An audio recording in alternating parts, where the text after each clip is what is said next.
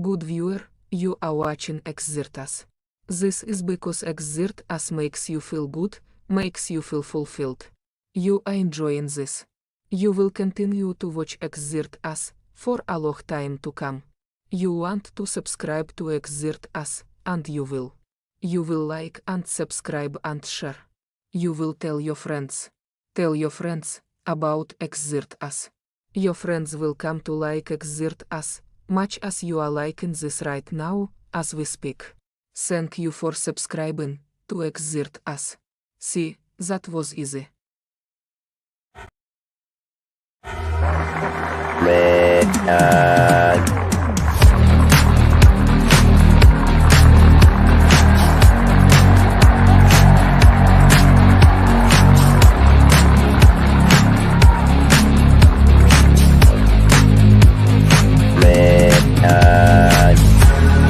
The world is very different now.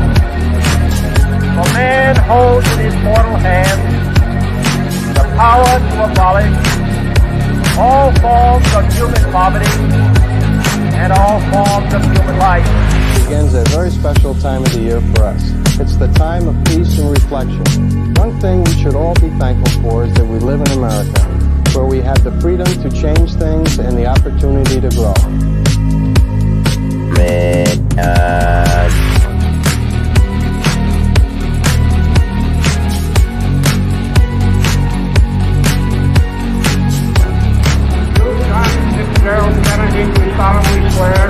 I, John Fitzgerald Kennedy, do solemnly swear that you will faithfully execute the office of President of the United States that I will faithfully execute the office of President of the United States and will, to the best of your ability, and will, to the best of my ability, preserve, protect, and defend the Constitution of the United States. preserve, protect, and defend the Constitution of the United States. So help you God. So help me God.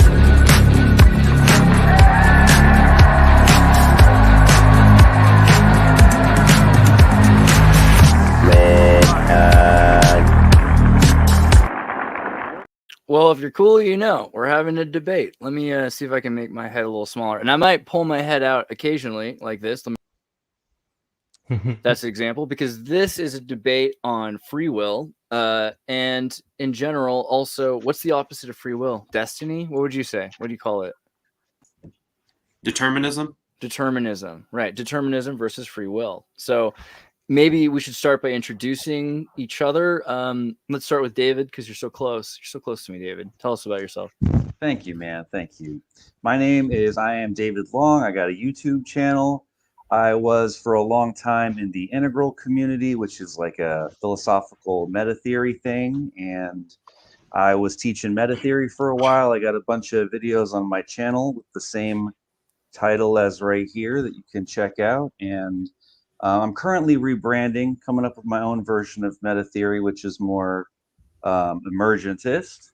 Currently, the version of integral is more like Eastern idealistic. And so, yeah, I'm coming up with an upgraded version with upgrades to all the elements. And I'm excited to be getting on that soon. But today we are going to be, thanks, man. Today I'm excited to be talking with all of y'all about free will. And straight out of Mormon Zion, Seth, good to have you. I'm glad. What's up, guys? Can you hear me? Yeah, you sound. What's up, man? You make sound. Yeah, not as bad as I was expecting. You chose to make it tonight. No, I'm just kidding. I'm just kidding. It's determined that you would be here. Anyway, let's introduce Curiosity. Curiosity, tell us about yourself. Hello, everybody. My name is Curiosity. I have a YouTube channel called Curiosity, in which I'm currently discussing free will mostly. It's been a couple of years, or rather 3 years, around three years that I've been discussing free will. I started off as a science channel, but then I've switched over to philosophy. So I'm basically interested in science and philosophy, but currently interested in free will. So yeah, if you want to check out my videos, you can in my channel. There have been plenty of videos that I've made, some arguments against free will, and I've discussed the physics of free will. Yeah, and Epic. I'm thinking about discussing neuroscience and psychology as well. in the later stages. I'm stoked on that. Well, yeah, and everybody, make sure I don't forget this. Gennadi's really good about this. We're gonna make sure I put the links to everyone's channel in the description so that you guys can find all the channels if you're new. And yeah, I mean, you're a host and your throat hurts, but did you want to introduce yourself, Seth, or should I make something up about you? He's a wrestler. Yeah, I think I'm good enough to talk just a little bit, and then we'll see how long that lasts. That's really lucky for you, because I was going to say some stuff. Yeah, yeah, I run a little philosophy podcast called Transcendent Philosophy. I come at things from a no free will atheistic perspective, but I'm trying to like build a philosophy of like meaning and purpose and direction. And God bless you for that. So, despite all of that nihilism. He's an atheist, Andreas. Yeah. It's part of the book. I was going to say Harry Bold. Don't worry. I'm cool. Gennadi, your turn. What are you going to go? Yes. Yeah. So I am Gennadi Stolyarov II. I am an atheist and materialist, but I also consider free will to exist. I wrote this treatise called A Rational Cosmology, which is a more general philosophical treatise about a naturalistic, materialistic view of existence, starting from essentially basic qualities such as matter or the spatial dimensions, and extending all the way to life, consciousness, and volition, which I think can be explained through a materialistic framework, but which all exist. They're not illusions, and we actually experience them, and our experience is real and of the base reality, and there's no God, there's no external force determining anything about our lives. We can determine the course of our lives, of course, within certain constraints, but these constraints are broad enough that we have real agency in the world. So that's the perspective I'm coming from. I'm also the chairman of the U.S. Transhumanist Party, and we advocate for putting science, health, and technology at the forefront of American politics. So think of it as an attempt to implement this vision, though we are a big tent philosophically, so we aren't just limited to atheists and materialists. We accept people from a variety of religious and philosophical and even political persuasions. He's got some weird friends, like including me. You know what I'm saying? So then also, Sarah-Lynn, how you doing, Superstar DJ? Hello. I'm not quite a superstar DJ yet, but I appreciate you. You almost got my name right. It's Cyrillin. Cyrillin. I'm so Cyrillin. Oh no, you're great. You're better than most people. That's such a nice jacket. I'm really sorry. I had to say it. This is so nice. Oh no, thank you. I had to wear my signature jacket for you, of course. Hello, I'm Cyrillin, and it's great to have been invited to this debate. Like, I guess I'm the only person, I don't know, crazy enough or something to advance the position of free will, like pure free will. That's what everything is, essentially. It boils down, probably the best standing theory that matches what I'm about to talk about is biocentrism, which is the idea that consciousness itself is fundamental reality, that is base reality, and that is what causes everything else to snap into position and to come forth. Awesome. So there you go. Yeah, I don't really have any other expertise to add to that. I'll unfold as we go. That sounds good. All right, well then let's do a quick hand raising. Who's for determinism? Real quick. Okay, we got some determinism here. Oh, okay, I saw it. I saw it. Yeah. It's your dharma. Okay, and then in terms of Stolyarov and Sarah-Lynn, how far would you go in terms of free will? You think material free will is what you said, Gennadi?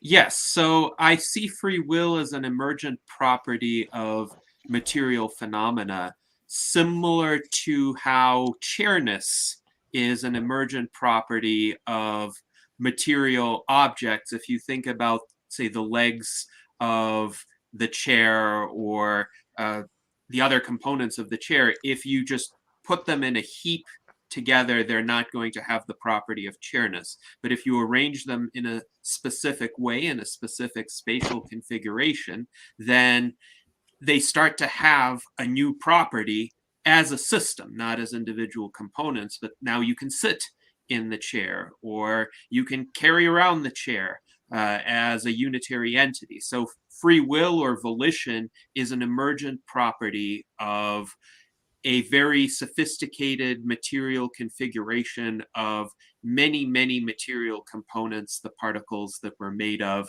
and it requires very specific preconditions to exist. But yes. So free will happens like a bumper sticker. I like it. But then, Cyril, you're saying free will starts it off, right? Is that kind of the point? You're saying it all starts with free will? Yes, I'm saying that that's essentially the fundamental reality. The building block is free will that leads to material, in your The opinion. building block is consciousness, or the substance that has consciousness, that is aware. I'm not the awareness point itself. If you consider, for example, quantum physics, right, the observation effect, observer effect, excuse me, where everything exists in essentially a superposition of everything else until an observation is made, until something records something else. And then everything else snaps into place around that point. Something needs to make an initial observation in order for anything to exist.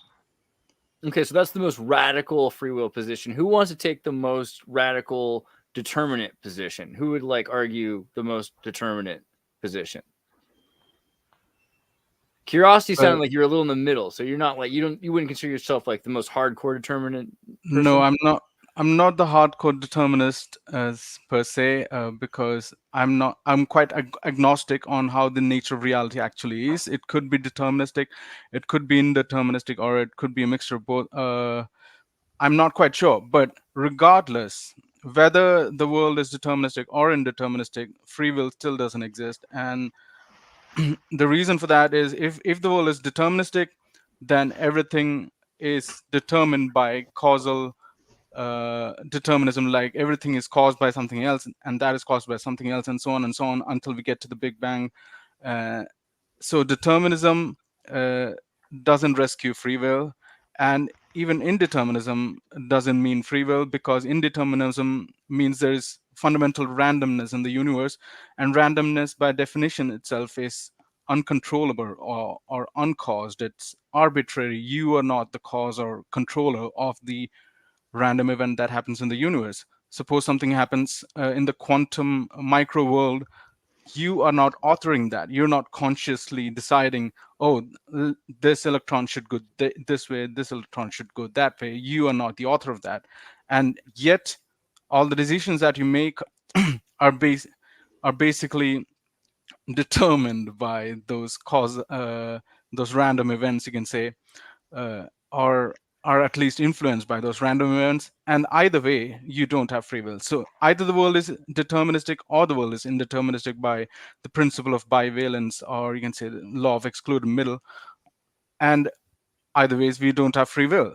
Or even if it's a mixture of both, in the micro world, say it's the quantum world that's running the show, and in the macro world, it starts behaving Newtonian wise, or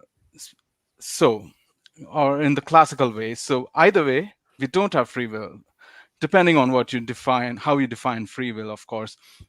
So my definition of free will would be the libertarian definition, that most people have this sense of free will, that this illusion of free will, which I call, and it's basically the ability to do otherwise than what you actually do, such that the power of settling the decision between different alternative options is up to you.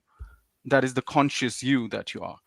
So that's my definition of free will, and that definition of free will, and free will by that definition is incoherent, in my opinion. So that's my position. Well, it sounds to me then like David, you might be like a little bit more determinate than curiosity. What do you think? Um, I don't know. I think it's in some ways I would consider myself to be a semantic compatibilist or a semantic incompatibilist. Like there's ways I think I might be somewhat sympathetic to I'm trying to remember how to say dude's name. Is it Gennady. Gennady, that's right. Okay, yes. There's ways in which I could be sympathetic to his position in terms of, like, I think there's a big problem with language with a lot of this kind of stuff in terms of first person versus third person ways of describing our reality. I don't think that they're compatible with each other. And I think that's where a lot of the confusion comes from. But I also think it's important to make a distinction between determinism and fatalism, because I think a lot of times those two ideas get kind of confused and conflated, right? Like he was saying something about how like we're not all determined to do what we're going to do by some like divine force, or like things aren't already pre-written in the stars, let's say. That would be something like fatalism, where it's like we're basically just like stuck in this bulk universe, like the whole thing's already saved on a hard drive or something, and we're basically just playing it out with no ability to do anything about it. Like that's not my position. I think determinism, from my perspective, is just like whatever you do is predetermined by some other cause, right? So like for me, like I would say that like the freedom that free will people are potentially talking about is being unconstrained by either biological circumstances or conditioning. So I don't think that free will is a tenable position, because I don't think that you can be the author of your thoughts before you think them. I don't think that you can get outside of your perspective to choose otherwise, right? Like I don't believe in free will. Like I can't choose to believe in free will. I don't believe in free will. You know, like I can't get outside of my perspective to choose to believe in something different than what I believe in, you know?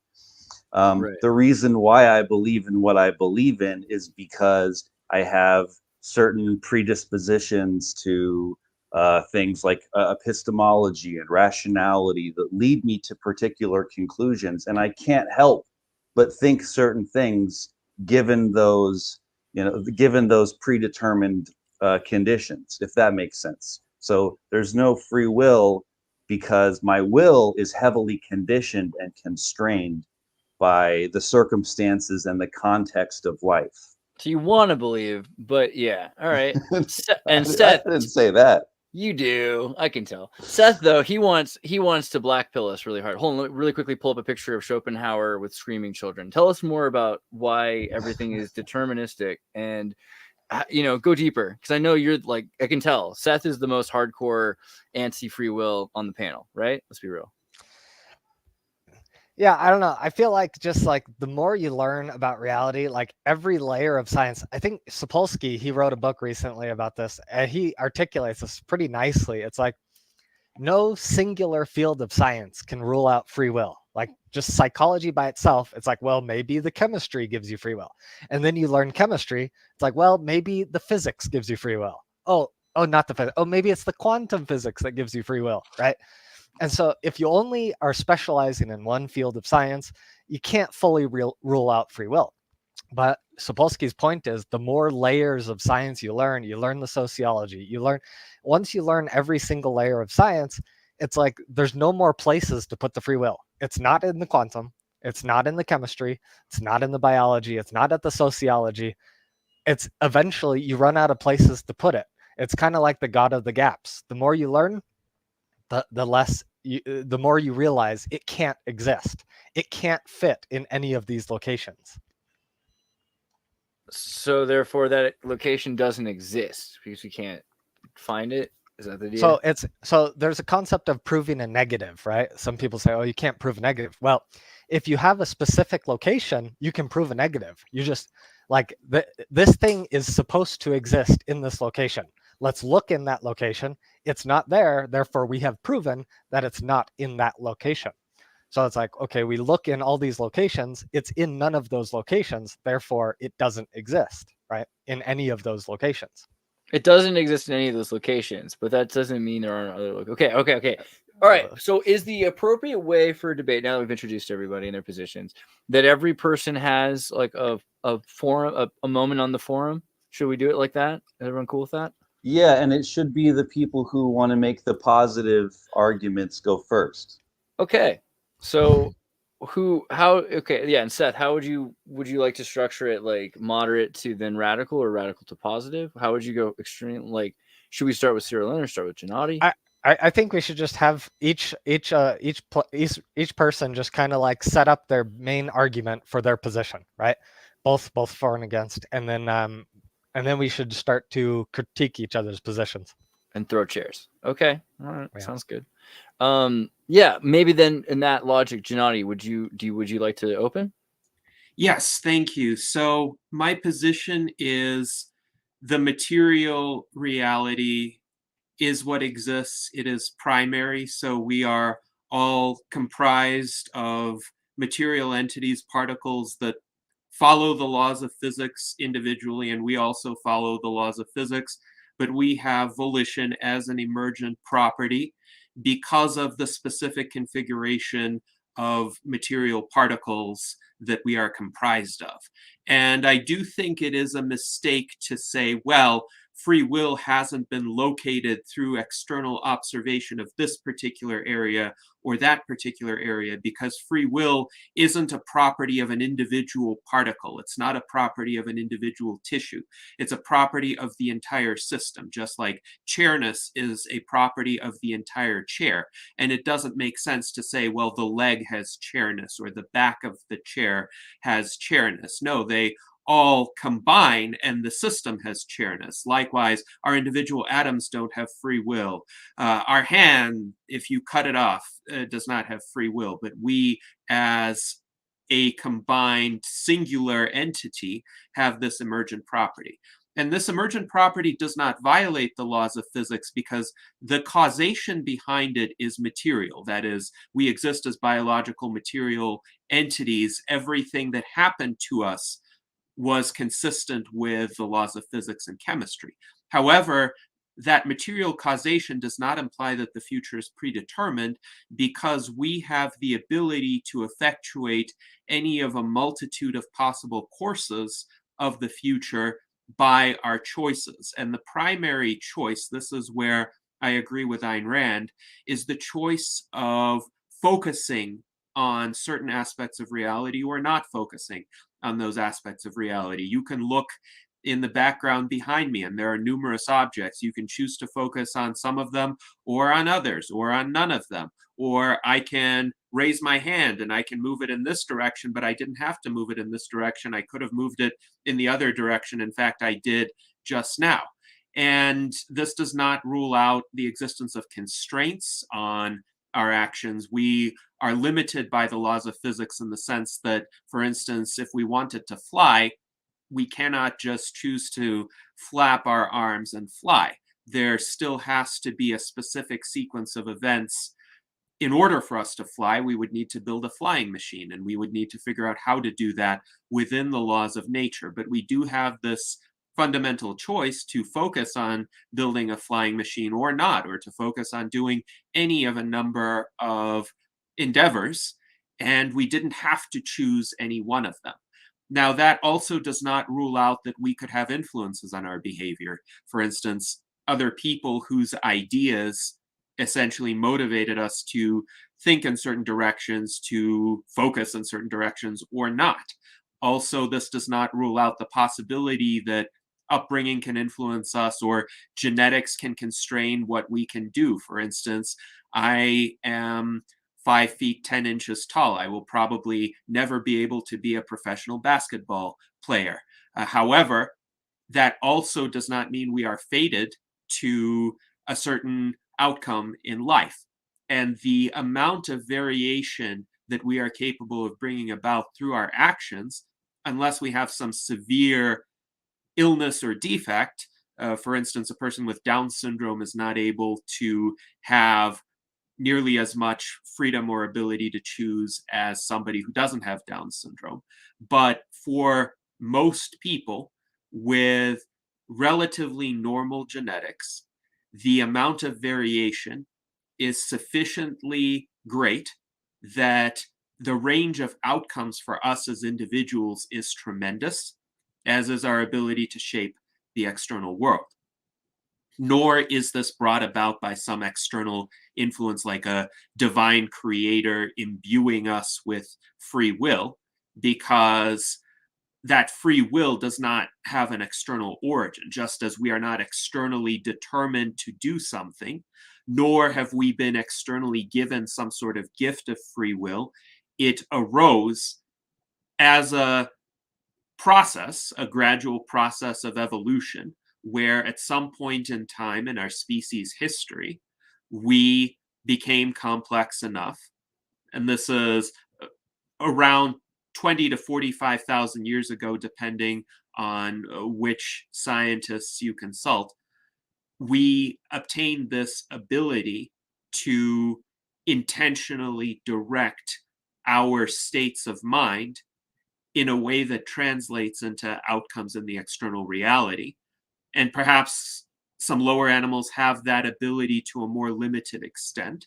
For instance, I would grant that dogs or cats have some form of free will, some form of choice. If you throw them a treat, they might choose to go for it. They might choose not to go for it. But a lot more of their activity is based on reflex or instinct and is not as deliberately chosen as our activity. So free will is a very sophisticated emergent phenomenon. It requires a certain degree of evolution to have taken place. And as far as I'm aware, only our species right now on Earth has attained that degree of agency. Though again, limited forms of agency may be accessible to other species. It's also possible that there are other sentient entities in the universe right now, like extraterrestrial life forms, or that sentient entities could be engineered by humans. Think of artificial general intelligence that might have this property of free will as well. However, we haven't met them yet. That is also what the empirical evidence suggests.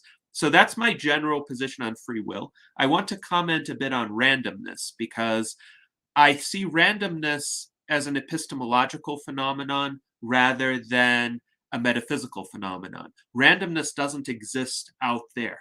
Randomness is a function of our limited information about particular phenomena in the world. So if we don't have enough information to understand what might happen, or what even is out there, then we can assign certain probabilities based on our prior knowledge of the world.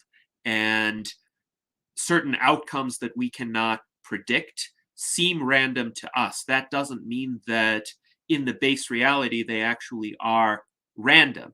So I don't see free will as arising out of randomness at some subatomic level. I actually see free will as more of a macro phenomenon, where we come to be sophisticated enough that we, the system, are able to direct our individual components, including the chemical and electrical pathways in our brains, to make certain choices, and then to influence the outcome of other physical matter in that way by, for instance, moving our limbs, for instance, or manipulating external physical objects. So I don't think this is random at all. I think it's intentional on the part of us, but we have to come about before that intentionality can be exercised. So that's my introductory statement, and I'll be happy to engage with the other perspectives that are put forward here. Okay, I'm not sure, because I forget how we do this. Do I just continue on, or do we ask him questions first? I think we should let. I'm afraid I'm going to mispronounce this. Cyrilin. Yeah. I think we should let her go next and kind of build up her position, and then Fantastic. Okay, I then we'll think, go back. And and then we'll. again, if at some point, I just want to make sure if everyone wanted to ask questions, if anybody, just let us know. But Cyril, tell us about Hello. radical true freedom. I think you know. Yeah. I guess it is kind of, a bit of an untenable position traditionally. Definitely, most scientists, anybody, you can't really find them to support it. But there's the one, Robert Lanza, who's talking about biocentrism, and I think he's onto something there. He's got a big thing there. It's not quite falsifiable yet, but it speaks to something really true. And I didn't just like, okay, I found this article or something and like that's it, I'm gonna go with this. No. There you go. Yeah, I didn't. No, I haven't really even read that book necessarily. I've looked into this, like, but the fact of the matter is, you've mentioned, I forget who mentioned it, but somebody mentioned about looking in all these external places. I think it was Seth. I'm not sure. For free will, where is it? And it's not in any of these locations, then it doesn't exist. You're looking for will externally to yourself, the awareness point, who is actually, that's the will, that's the free will. You have to look inside yourself. And if you look at all of the spiritual traditions realistically, what are they telling you to do? They're telling you to meditate and look inside, focus on breathing until everything becomes single. That's what they're telling you to look for it for. That's where you find God. That's where you find all of that. If we're talking about the awareness point itself causing all of the rest of reality to spring into existence around it, then essentially we're talking about the idea that everything exists within the mind, or perhaps the entire body of God, for lack of a better word. I mean, you can call it what you want. You could say the universe and just be like, well, this is an atheistic perspective. This is just how the universe works. But it's a little, yeah, it's a little tough to explain. When we're looking at all of these scientific, we got to find the proof. We got to find the proof, and I'm very much like that myself. I love looking into all these scientific, well, everything. I love everything that they're discovering and that we're capable of doing with science these days. It's just incredible. It's just incredible. So there's obviously something true there, that they're able to put all these pieces together and are able to do math and calculations and predict how things are going to turn out. Okay, so let's build some things.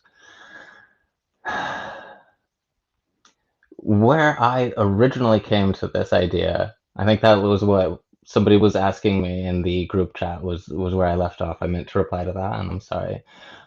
Was how did I come to this conclusion? It's essentially, like they said, I've been meditating on it since I was a kid, like, because it fucked me up when I was a kid. I was like, wait, what happens when you die? Nothing. Where did I come from before I was born? That just the concept of nothing, it just never made sense to me. It just never made sense to me. So I had to meditate on it. And when, you were talking about chairness, developing chairness, because nothing actually has the essence of a chair, right? Nothing has the essence of anything. I think this was the Lotus Sutra, unless I'm mistaken, that Buddha was trying to tell people. The Lotus Sutra, where essentially you're, instead of building up and looking like, okay, and then it becomes a chair out of nothing eventually. No, okay, let's pick it all apart, down and down and down. You tear everything apart. It's just made of all the same pieces of what? It's all made of the same atoms. It's all made of the same quarks, ultimately, because atoms are just made up of quarks, an arrangement of all these different quarks and subatomic particles. It's all made up of the same exact thing, somehow holding each other in position to build all of these larger things. All of these larger things are all built up out of just the base thing. It's all the same. So how does that happen? I mean, that's what Buddha was talking about too. You get down to the bottom of everything. You meditate all the way down to the bottom of everything and you find yourself. There's nothing there. There's is no ultimate reality, and that's why you come. That's why he was talking about. That's why he was talking about. That's the best thing. You get back to that. You get back to that nirvana. That means nothing. It means nothing because we sprung up from the void, right? I'm sorry, I'm going a little bit out there. I'll maybe reel it back for a bit. Probably somebody has any questions or possibly a way to reel me back in. I don't know. Actually, I thought that was pretty solid.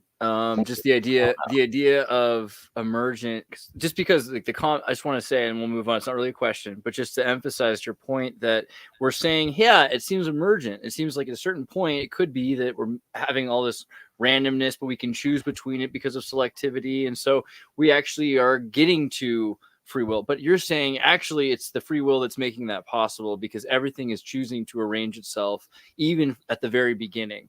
And I think that that's actually a very sound point. I just wanted to thank you for clarifying. Yeah, a little bit. It makes it a little bit more clear what I was trying to get at there. Exactly. He's so good. Sounds like a good spiral, though. Should we spiral to curiosity? Because I like how that kind of looks like a little orbital. What do you think? Sounds good. Yeah. All right. So I've written down a note. I'll just read that. So the debate we are having is about free will. Now, free will has to be strong emergent because if it's weak emergent, then it's dependent on the constituent parts. And if it's dependent, it's not free, right? So if it's weak, it's not free. To say that free will is a weak emergent property is kind of a red herring, in my opinion, because it's not touching the topic of free will. The best I can give is that the feeling of free will is an emergent property, which is a content of consciousness. That would mean that I agree that maybe consciousness is an emergent property. Don't take that as a blanket quote from me, but I can grant in this debate that consciousness is an emergent property, and I can also grant that the feeling of free will, the illusion of free will, the conviction or intuition that we have free will, that is an emergent property. I can grant all that. But what I can't grant is that free will itself is an emergent property, that free will exists, because our will is not free. It's always dependent on antecedent events and causes and the laws of nature. So yeah, I agree that consciousness can be an emergent property. Now, even if you could get me to grant that, the real question is whether our will is free or not, whether it is independent or not. Is it independent of the constituent parts? No. There's no evidence at all for strong emergence. Even if the feeling of free will is an emergent property, the whole system is actually still either deterministic or indeterministic. And I've already mentioned how determinism and indeterminism both don't give us free will. If the whole is dependent on the parts, then it's not free. It's not independent. If free will is as real as an apple, then you have as much free will as an apple. Now, let's talk about some emergent properties that we have in the universe. For example, conductivity or electricity or wetness of water. A molecule of water is not wet. You have to have large collection of molecules of water for wetness. And for wetness, we will have to have subjective beings like us to feel the wetness. Now, wetness is a weak emergent property. It's not a strong emergent property. But this emergent property does not do away with determinism or indeterminism, because ultimately the constituent parts are causally bound. They follow deterministic laws, for it is the laws of physics that produce emergent properties. Change the component parts and the emergent property changes. If we were not made of carbon, for example, we were made of silicon, and suppose we were methane based life, our desires would have been different. So the whole depends on the parts. How is that free will? Now, let's talk about causal exclusion principle, if you haven't heard it, which is kind of an Occam's razor, a redundant complexity reducing tool, which says that if a physical event fully explains an outcome and is causally sufficient to explain the outcome, then there is no need to posit or appeal to higher level mental events to account for the same outcome. In other words, the mind supervenes on the physical, and the physical being the materials with which the brain, for example, are made of. It's not just the brain that determines our choices.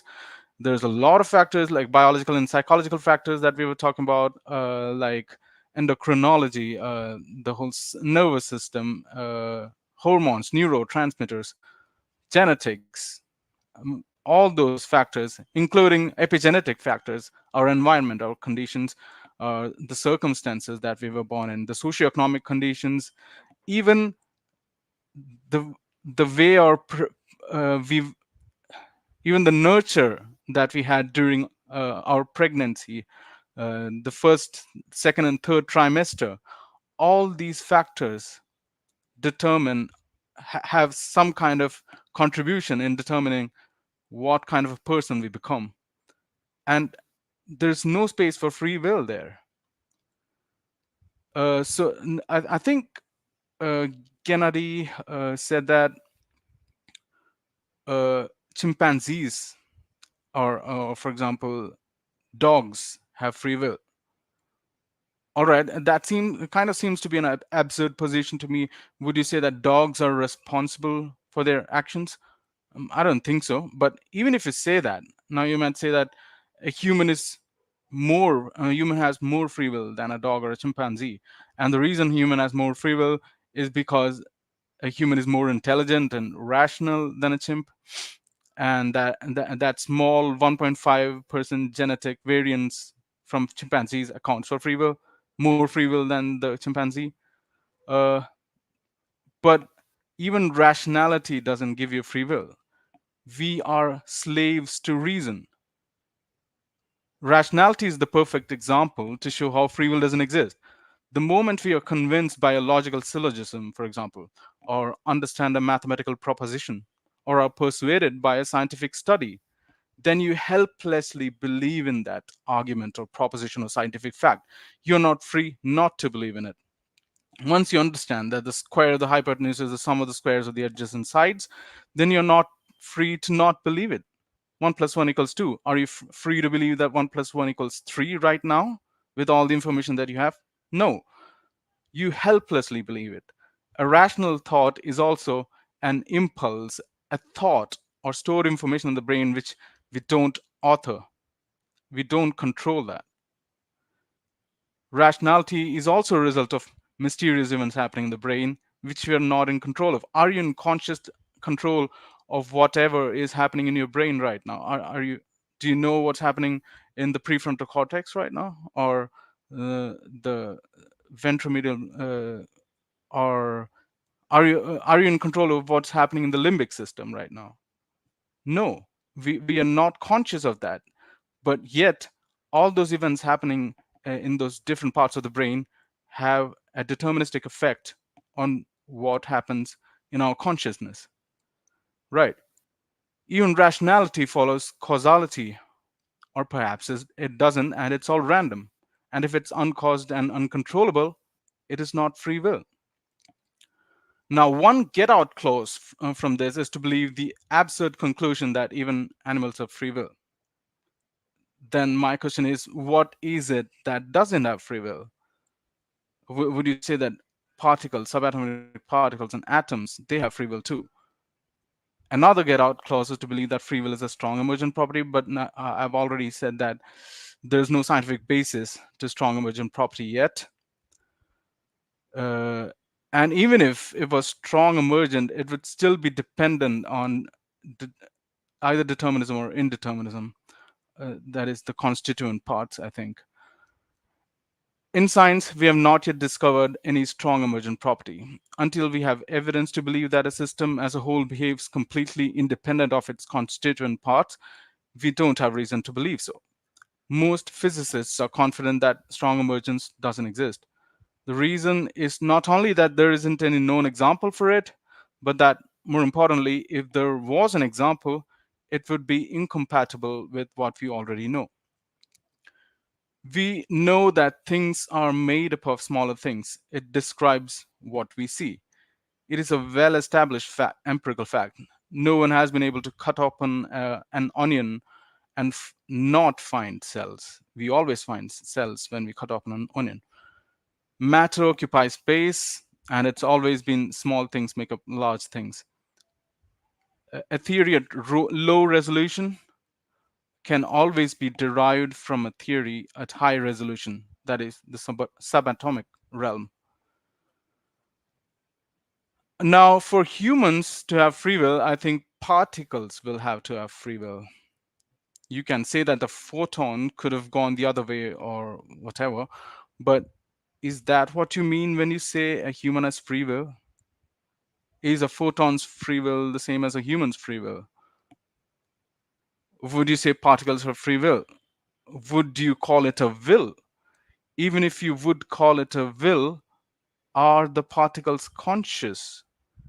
And is it worth having a discussion about free will or will, however you may define it, if that will is not conscious? If you're a panpsychist and say yes, is that conscious will free of the laws of nature? If you notice, we've gone down an absurd slippery slope, and that is exactly why free will is absurd and incoherent, in my opinion. And talking about volition, and I'll just respond to Gennady, or maybe I'll respond to him later. I will allow David to respond.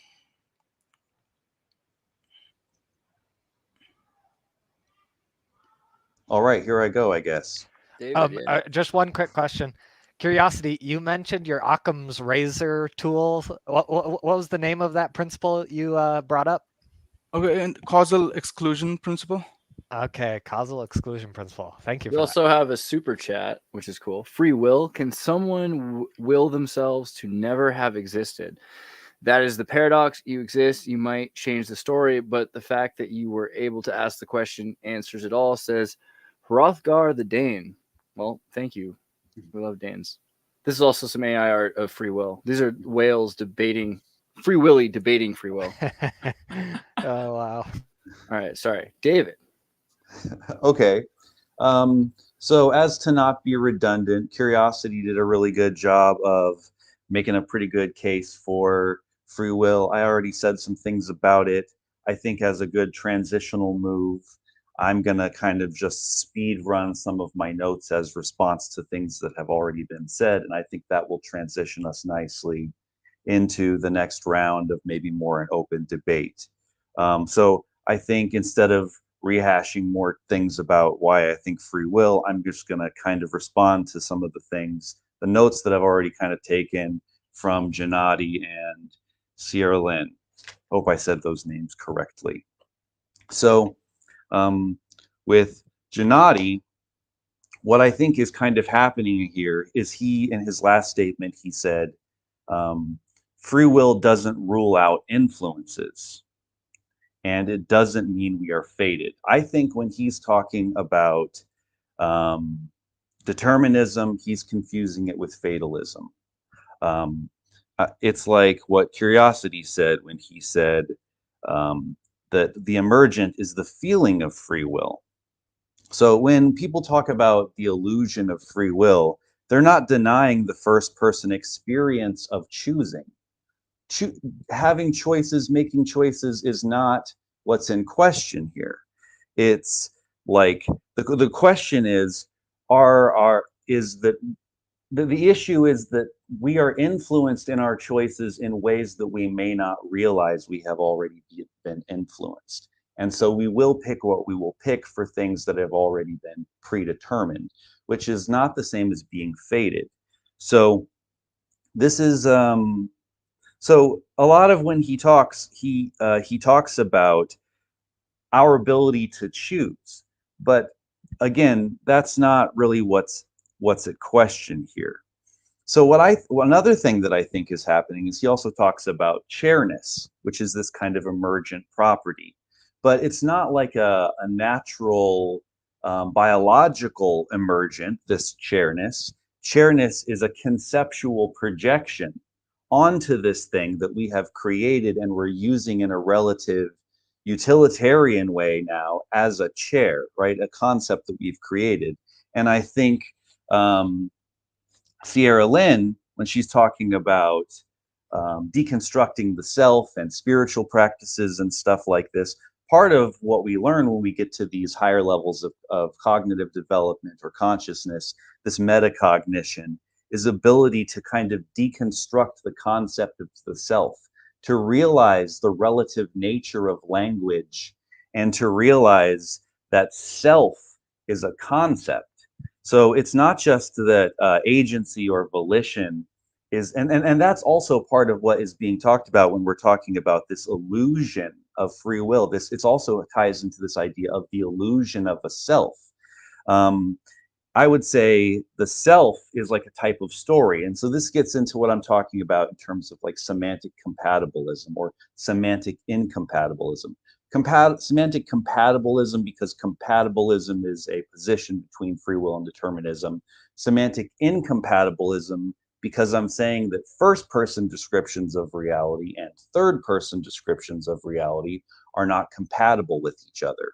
So like when we go to analyze the truth of a third person objective statement, when we're doing epistemology, when we're trying to validate these claims, we're trying to see if the claim is accurate. Does it cash out with reality? When we're analyzing first person claims, it's not exactly the same. We're trying to see if you're telling the truth or not, right? So those are kind of different, and both of them are used in a relative sense for utility. Third person objective scientific language was developed later on in human development to try and really create a really accurate map of reality, so that way we could build stuff and put a man on the moon and like really agree on some solid stuff. But before that, language was just more poetic in general. Zeus is reigning today. We would personify lots of things and speak in a very poetic way. So first person subjective, I want to go to the store. When we look at that, I want to go to the store, we're not deconstructing all the relative nature of language to figure out if it's true or not. We're trying to figure out if you really honestly do want to go to the store. If you say you do, we're kind of taking agency and self for granted as an inherent part of first person subjective language. And as Sierra Lynn said, there is no first person in subjective language anywhere in third person math or science or anything like that. There is no agency. So that's why these systems are incompatible. So I would actually hope that I could potentially persuade Gennady to come over to our perspective, since he's already more of an emergentist, to just realize that no one is denying that choices happen. Well, all we're saying is that our choices are influenced, and we already know that they're influenced, that we're trapped inside of a context, and we're trapped inside of a limited perspective. We're trapped inside of language and words. We only have relative symbols to be able to communicate with each other. Everything we know has been communicated to us. We only speak English. We're trapped inside of our perspective. We can't think things that we don't think. And so, yes, we're not fated. It's not pre-written, but things are determined by the relative context in which we find ourselves. Now, let me switch over to Sarah Lynn, because this is the more difficult conversation to have for many reasons. And it's mostly because we have much less agreements in terms of where we can start. You know, when I want to talk with Gennady, I can say, okay, well, we're already emergentists. We already agree on a lot of these different things, you know, so we already have a lot to work with. But she's not a materialist. She says that everything is soul, or everything is free will, or that everything is built out of souls. And she believes in it because of meditation. And she says ultimately you can deconstruct everything back to the nothing or the void, or so it's a more difficult thing to talk about, because really whenever you're talking about something like free will, this is like a more like distinction at the branches, right? Do people have free will? And really what we're going to find is that the disagreements are more down at the foundations, right? It's like if I'm trying to argue with you about who's the best rapper, or something like that, you know, the Kendrick Drake thing is happening right now. If I'm describing who's the best rapper based on a whole bunch of objective standards and criteria about why I think they're a better rapper, and you're saying that hypothetically, just as an example, that this person's a better rapper because I like them more, right? Those are two different discussions. And what we're going to eventually find is that even though the person who likes them more might be making arguments like, well, they had a more popular song, or they're like, you know, they're making all of these arguments that look like they're talking about the criteria. Ultimately, what we're going to have to really start to figure out is, what's your epistemology? How do you measure what makes a person a good rapper, right? So it's like, you know, this is why I was asking her in the comments how she comes to her conclusion that everything is made of soul, or that consciousness is fundamental. And now I see it's coming from spiritual ideas, meditation and stuff. And I'm very familiar with that, because that's a very kind of dominant position in the philosophical community that I'm used to. So I think it would be helpful, you know, we throw around this term consciousness, but there's levels of consciousness based on emergence, right? So there's pre-sentient consciousness, which are things like plants and things like this that don't have like a limbic system. They're not really able to feel or have impulsive reactions. They have like chemical reactions to their environment. There's sentient consciousness, which does feel, and it has more impulsive reactions. And then there's sapient level consciousness, which has thinking. And then there's such a thing as metacognition, which is this ability to contextualize thinking, which is what I'm talking about later with like meditation and deconstructing the self, and realizing that a lot of what we think of as ourself is just a mythology that we believe in and play out, a concept that we've projected onto this object and then live out as if it's true, right? So this is some of the deconstruction that can happen through spiritual practice and meditation and stuff like that. But I'm wondering if she even really recognizes these different levels of distinction, because in part of the comments when I was asking her, she was saying that free will goes all the way down and back.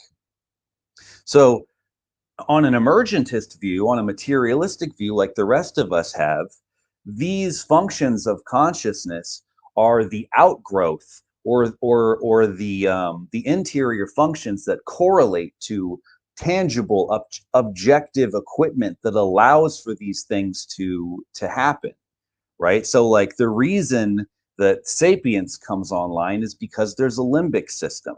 The reason that metacognition comes online is because cognitive development advances so much that we're able to think about thinking in this way. But she's kind of saying that if something becomes self-aware, that's kind of required for free will. And but she also thinks that everything has it. But I don't know how these lowest levels of consciousness could become self-aware when they don't even have the equipment to be self-aware.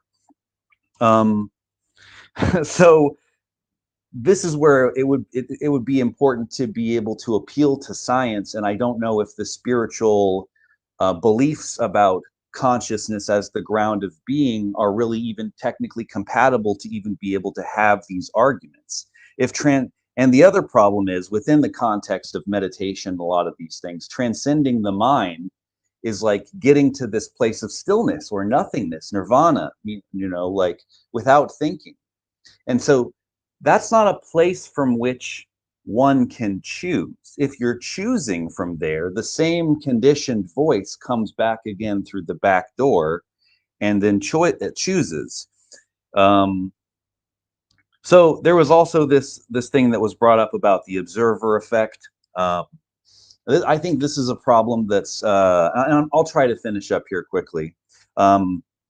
This is a problem that happens when we have a lot of ideas on the table now, in terms of the development of humanity, and part of integrating in all these worldviews is a thing happens that's called far-sighted mishmashing, right? Where you have something like witnessing in Buddhism, which is a particular type of language game that has its own set of meanings, and the observer effect in quantum physics, which has its own set of language games, and then these things end up getting conflated as if they're talking about the same thing when they're not.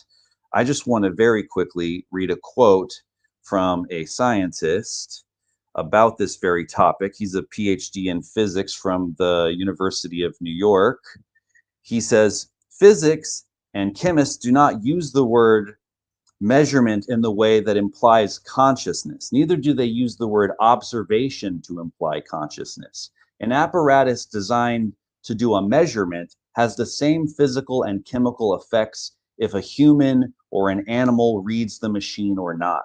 The physical interaction of such an apparatus involves processes that do the exact same thing in an inorganic environment as a living environment. If an electron wave is exposed to the thermal radiation, then it collapses into an electron particle. It doesn't matter if the radiation source is artificial, natural, or animal.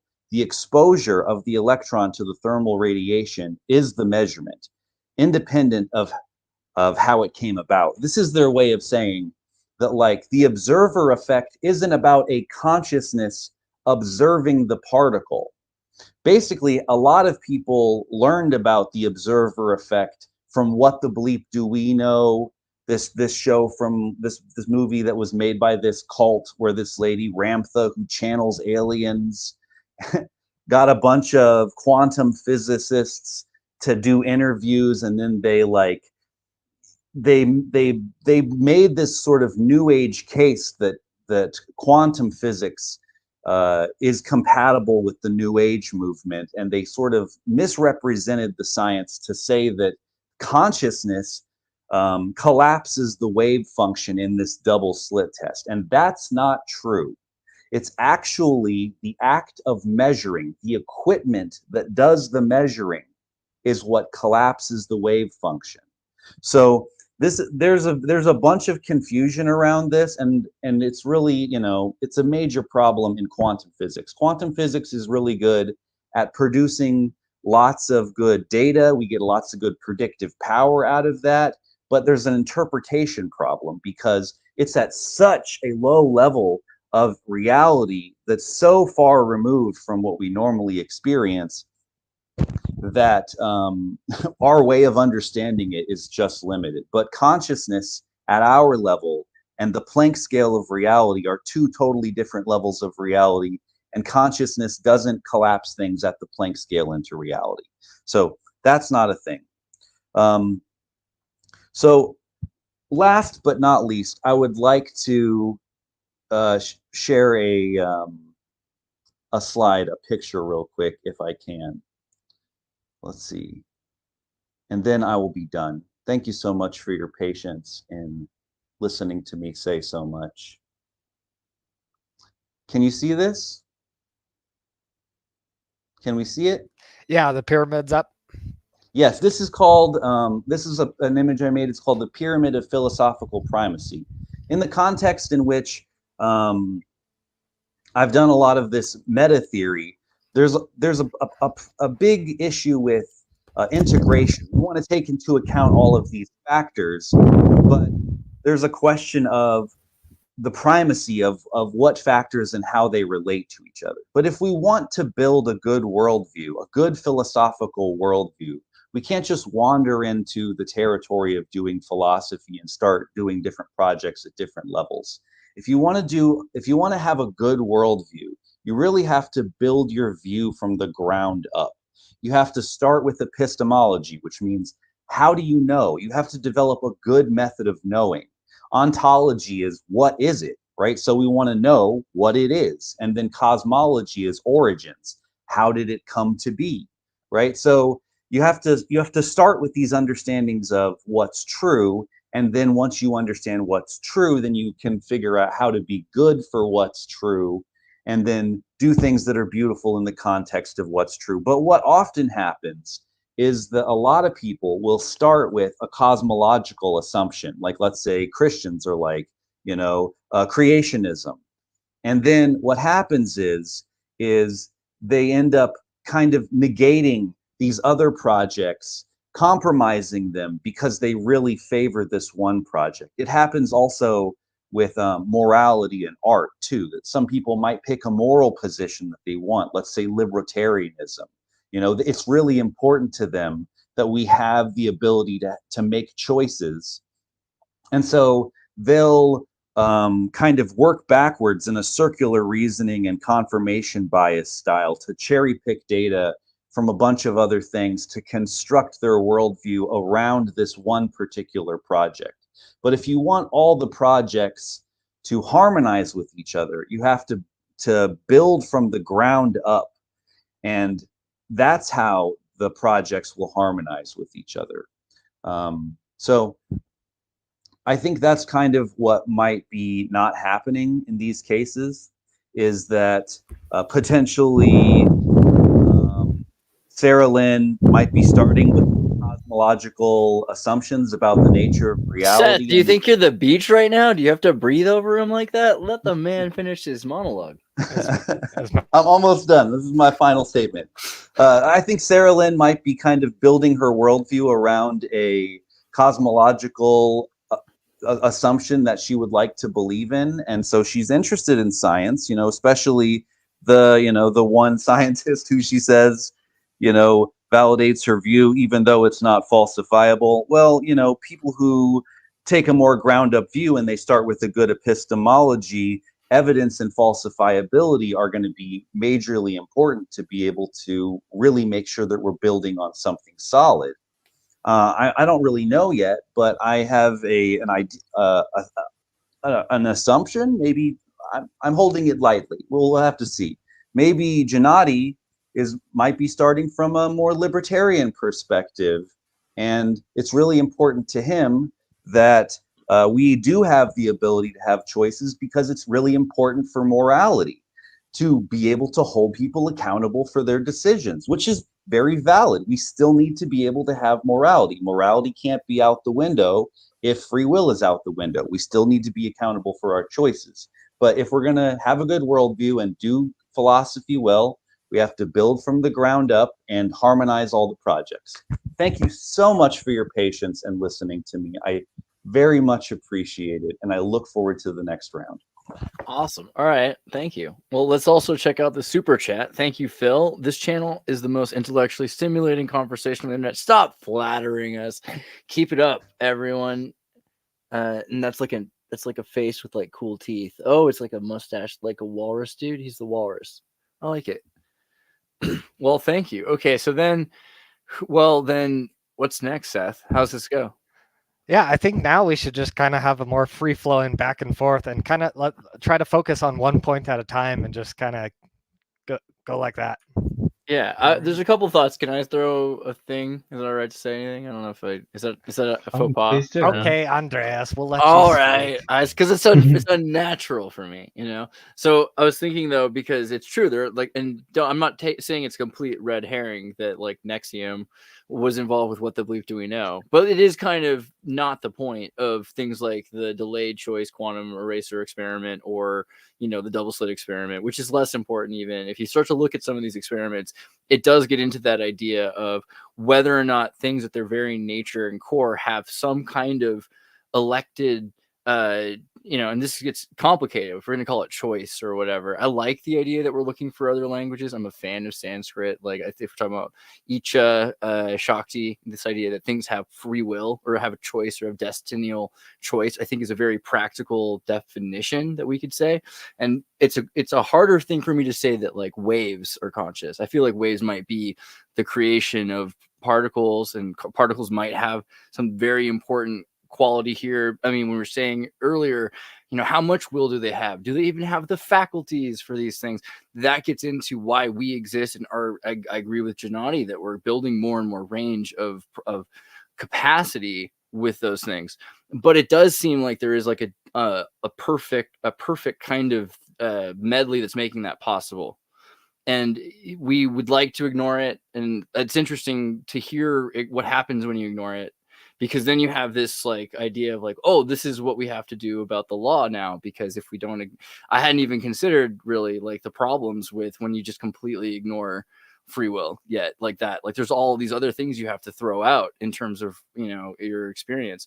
And then I don't know, I find it really interesting when we're saying that these things might not have the same free will as us, that means that they don't have any will at all, because will is such a specific idea of just being able to have any say at all, or any sort of, you know, I'm moving. That sounds like the most primordial thing. Yeah, I hear that in so many parts of nature, even in terms of geology, like the way geology, like carbon is coming together, like whether or not it becomes like a superstructure, like a diamond or graphene. Like to me, it seems so fundamental, and that happens. Like that, you look at nature at its most core level and you see that beauty, that perfect symmetry, to me says that that's like so primordial that it probably even could be the thing that predates the material. So that's, I mean, I'm just saying, like, so far that's how I feel about it. Yes. That should Thank be you. up here with us. Thank you to everyone for your remarks thus far. I think this is quite this is quite interesting. And Andreas, now you've joined our side of the debate on the bottom here, it seems. But I wanted to respond to a few of the points that were made by Curiosity and by David.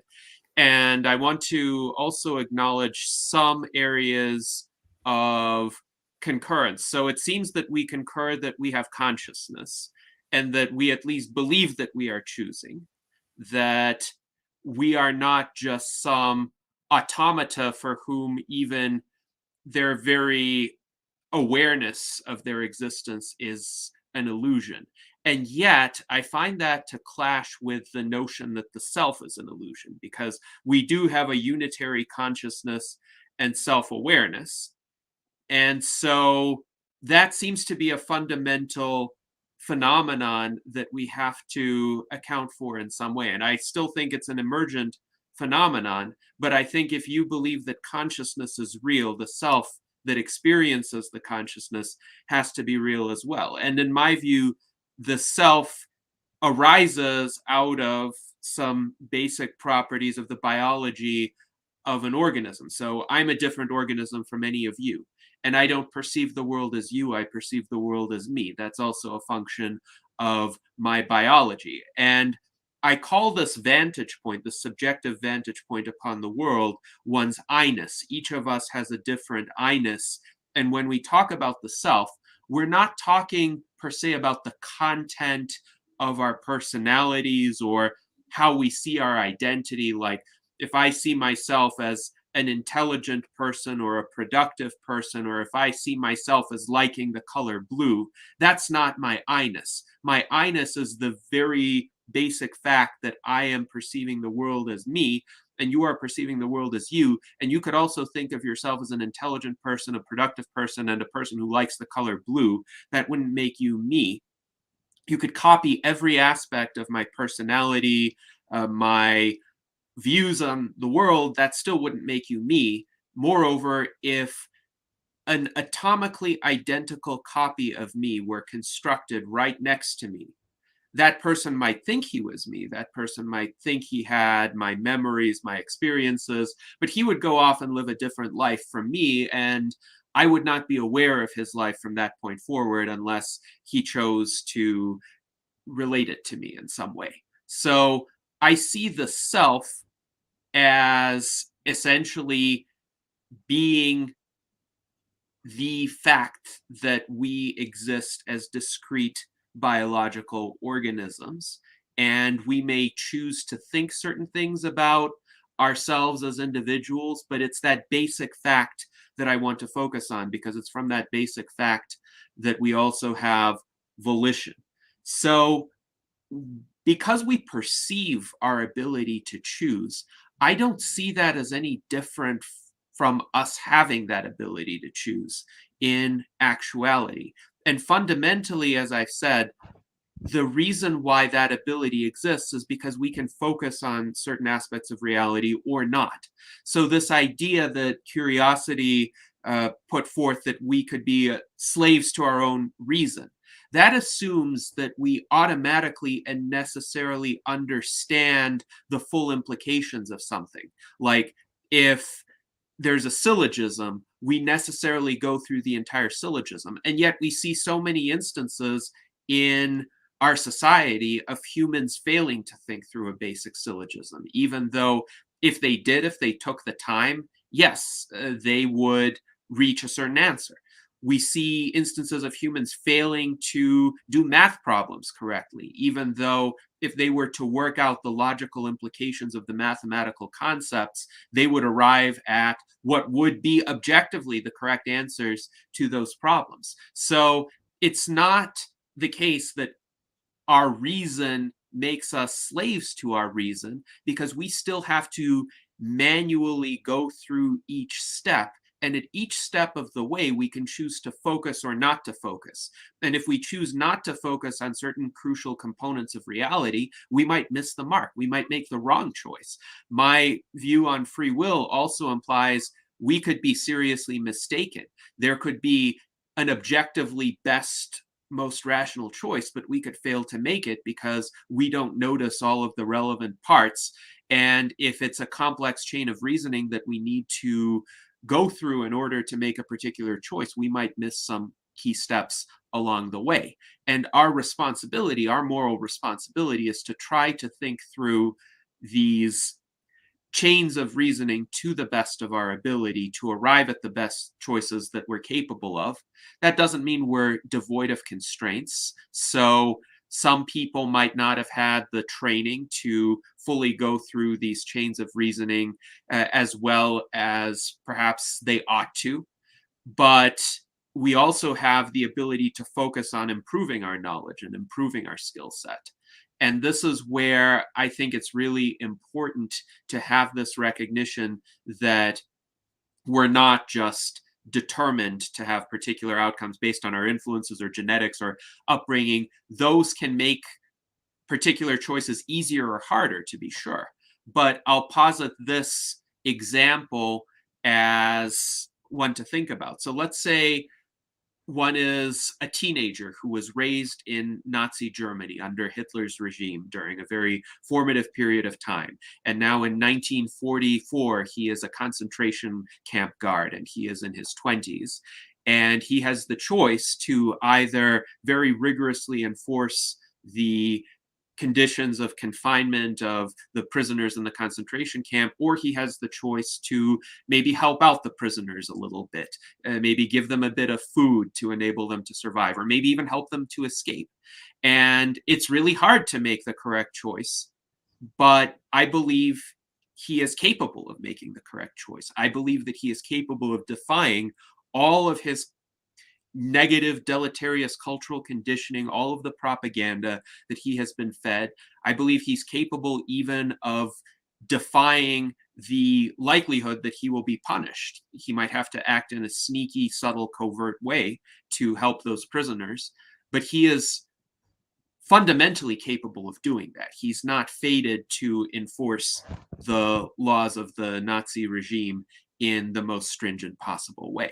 So that, I think, is the crucial implication of free will. And I realize the determinist statement is not a fatalistic one, because we might not know what the outcome of these predetermined processes might be. So I concede that the determinists might say, well, there could have been some countervailing influences on this young concentration camp guard that could have led him to defy the Nazi regime's propaganda. But I think There it's would more have to fundamental. be. Maybe, but I think it's more fundamental than that, because at a given point in time, he still faces the choice to focus or not.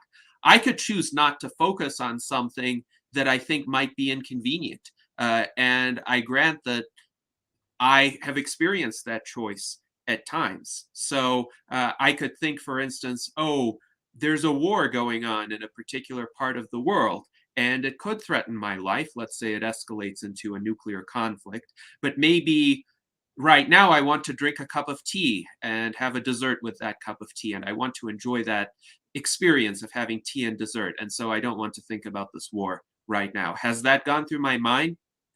Probably it has. And likewise, I think that concentration camp guard can say at any given point in time, I choose to disregard all of the Nazi propaganda. I don't care. I see this human being in front of me. He's suffering. I don't like it. So that could be a good instance of disregarding some external influence. It's so much easier for people to accept about the Soviets for some reason. Like, I don't know why. It's funny, you know? The people just imagine that the Soviets just one day said, okay, we're done with this propaganda. Like, but surely not the Germans. They did. In fact, it's remarkable how quick the collapse of the Soviet Union was, and how it turned out that decades of propaganda really could not hold that regime together once people got even a modicum of freedom of expression and freedom to consider alternatives, political freedom. That is, of course, from a metaphysical standpoint, they had that freedom. One area where I would differ with you a bit, David, in the pyramid that you displayed, is that I do think ontology should precede epistemology. That is, what is primary to how do we know about what is true. Because I mean, ontologically it precedes it, yes, but you can't know what is until you have a method to know what is. Yeah, so we have to start with some basic assumptions about reality and our own vantage points. So Descartes did that when he said, I think, therefore I am. So epistemologically, he had to start with something he directly observed, which were his thoughts. But it's also clear that there is an external reality. So I prefer Ayn Rand's formulation, her three fundamental metaphysical axioms: existence, identity, and consciousness. So existence means that something exists out there. Identity means that each thing that exists has a specific defined nature. And consciousness means I exist, I'm aware of the external existence. And from there, you can derive an objective metaphysics, you can arrive at a rational epistemology, and go all the way to identity, ethics, politics. And I do think identity precedes morality too, because morality is for some kind of being. So the fact that we are humans with certain natures implies a certain morality, implies that certain things are good for us, certain things are not good for us, certain decisions are better than others. So that's the pyramid that I would set up. I think the idea of such a pyramid is a very sound one. I would just reorder the levels a bit. Before I pass it off, I'll try to be very brief because I know I spoke a lot. But that particular primacy is specifically in relation to the project of doing philosophy. there's other things, other versions of the primacy, things I call nested quadratic holons, which are like, depending on what project you're doing, the primacy changes, right? So if we're talking about ontology, well, like you say, first there's things, and then later there's the consciousness. If you're talking about epistemology, well, you have to like start with your interiors, like Descartes, and then work your way out to establish things. If you're talking about morality, then there's the priorities change differently. So different priorities of the projects in relation to what the different projects are. That's why the primacies can be kind of confusing. So just to clarify, but I think we're in mostly very close agreement about that. Before I pass it off to probably Curiosity or how do you say it? Cyrillin. Yeah. I just want to say one quick thing about the self. I think it would be interesting to think about the idea of people arguing about whether or not Uncle Sam exists, right? Like it's obviously a metaphor, a concept about a thing that does exist. So it's just like, well, you're confused. It's a symbol, right? And even within the context of Jungian psychology, we do a thing called voice dialogues, right? Where we sort of unfold the onion of the self, and there's a bunch of different voices in there.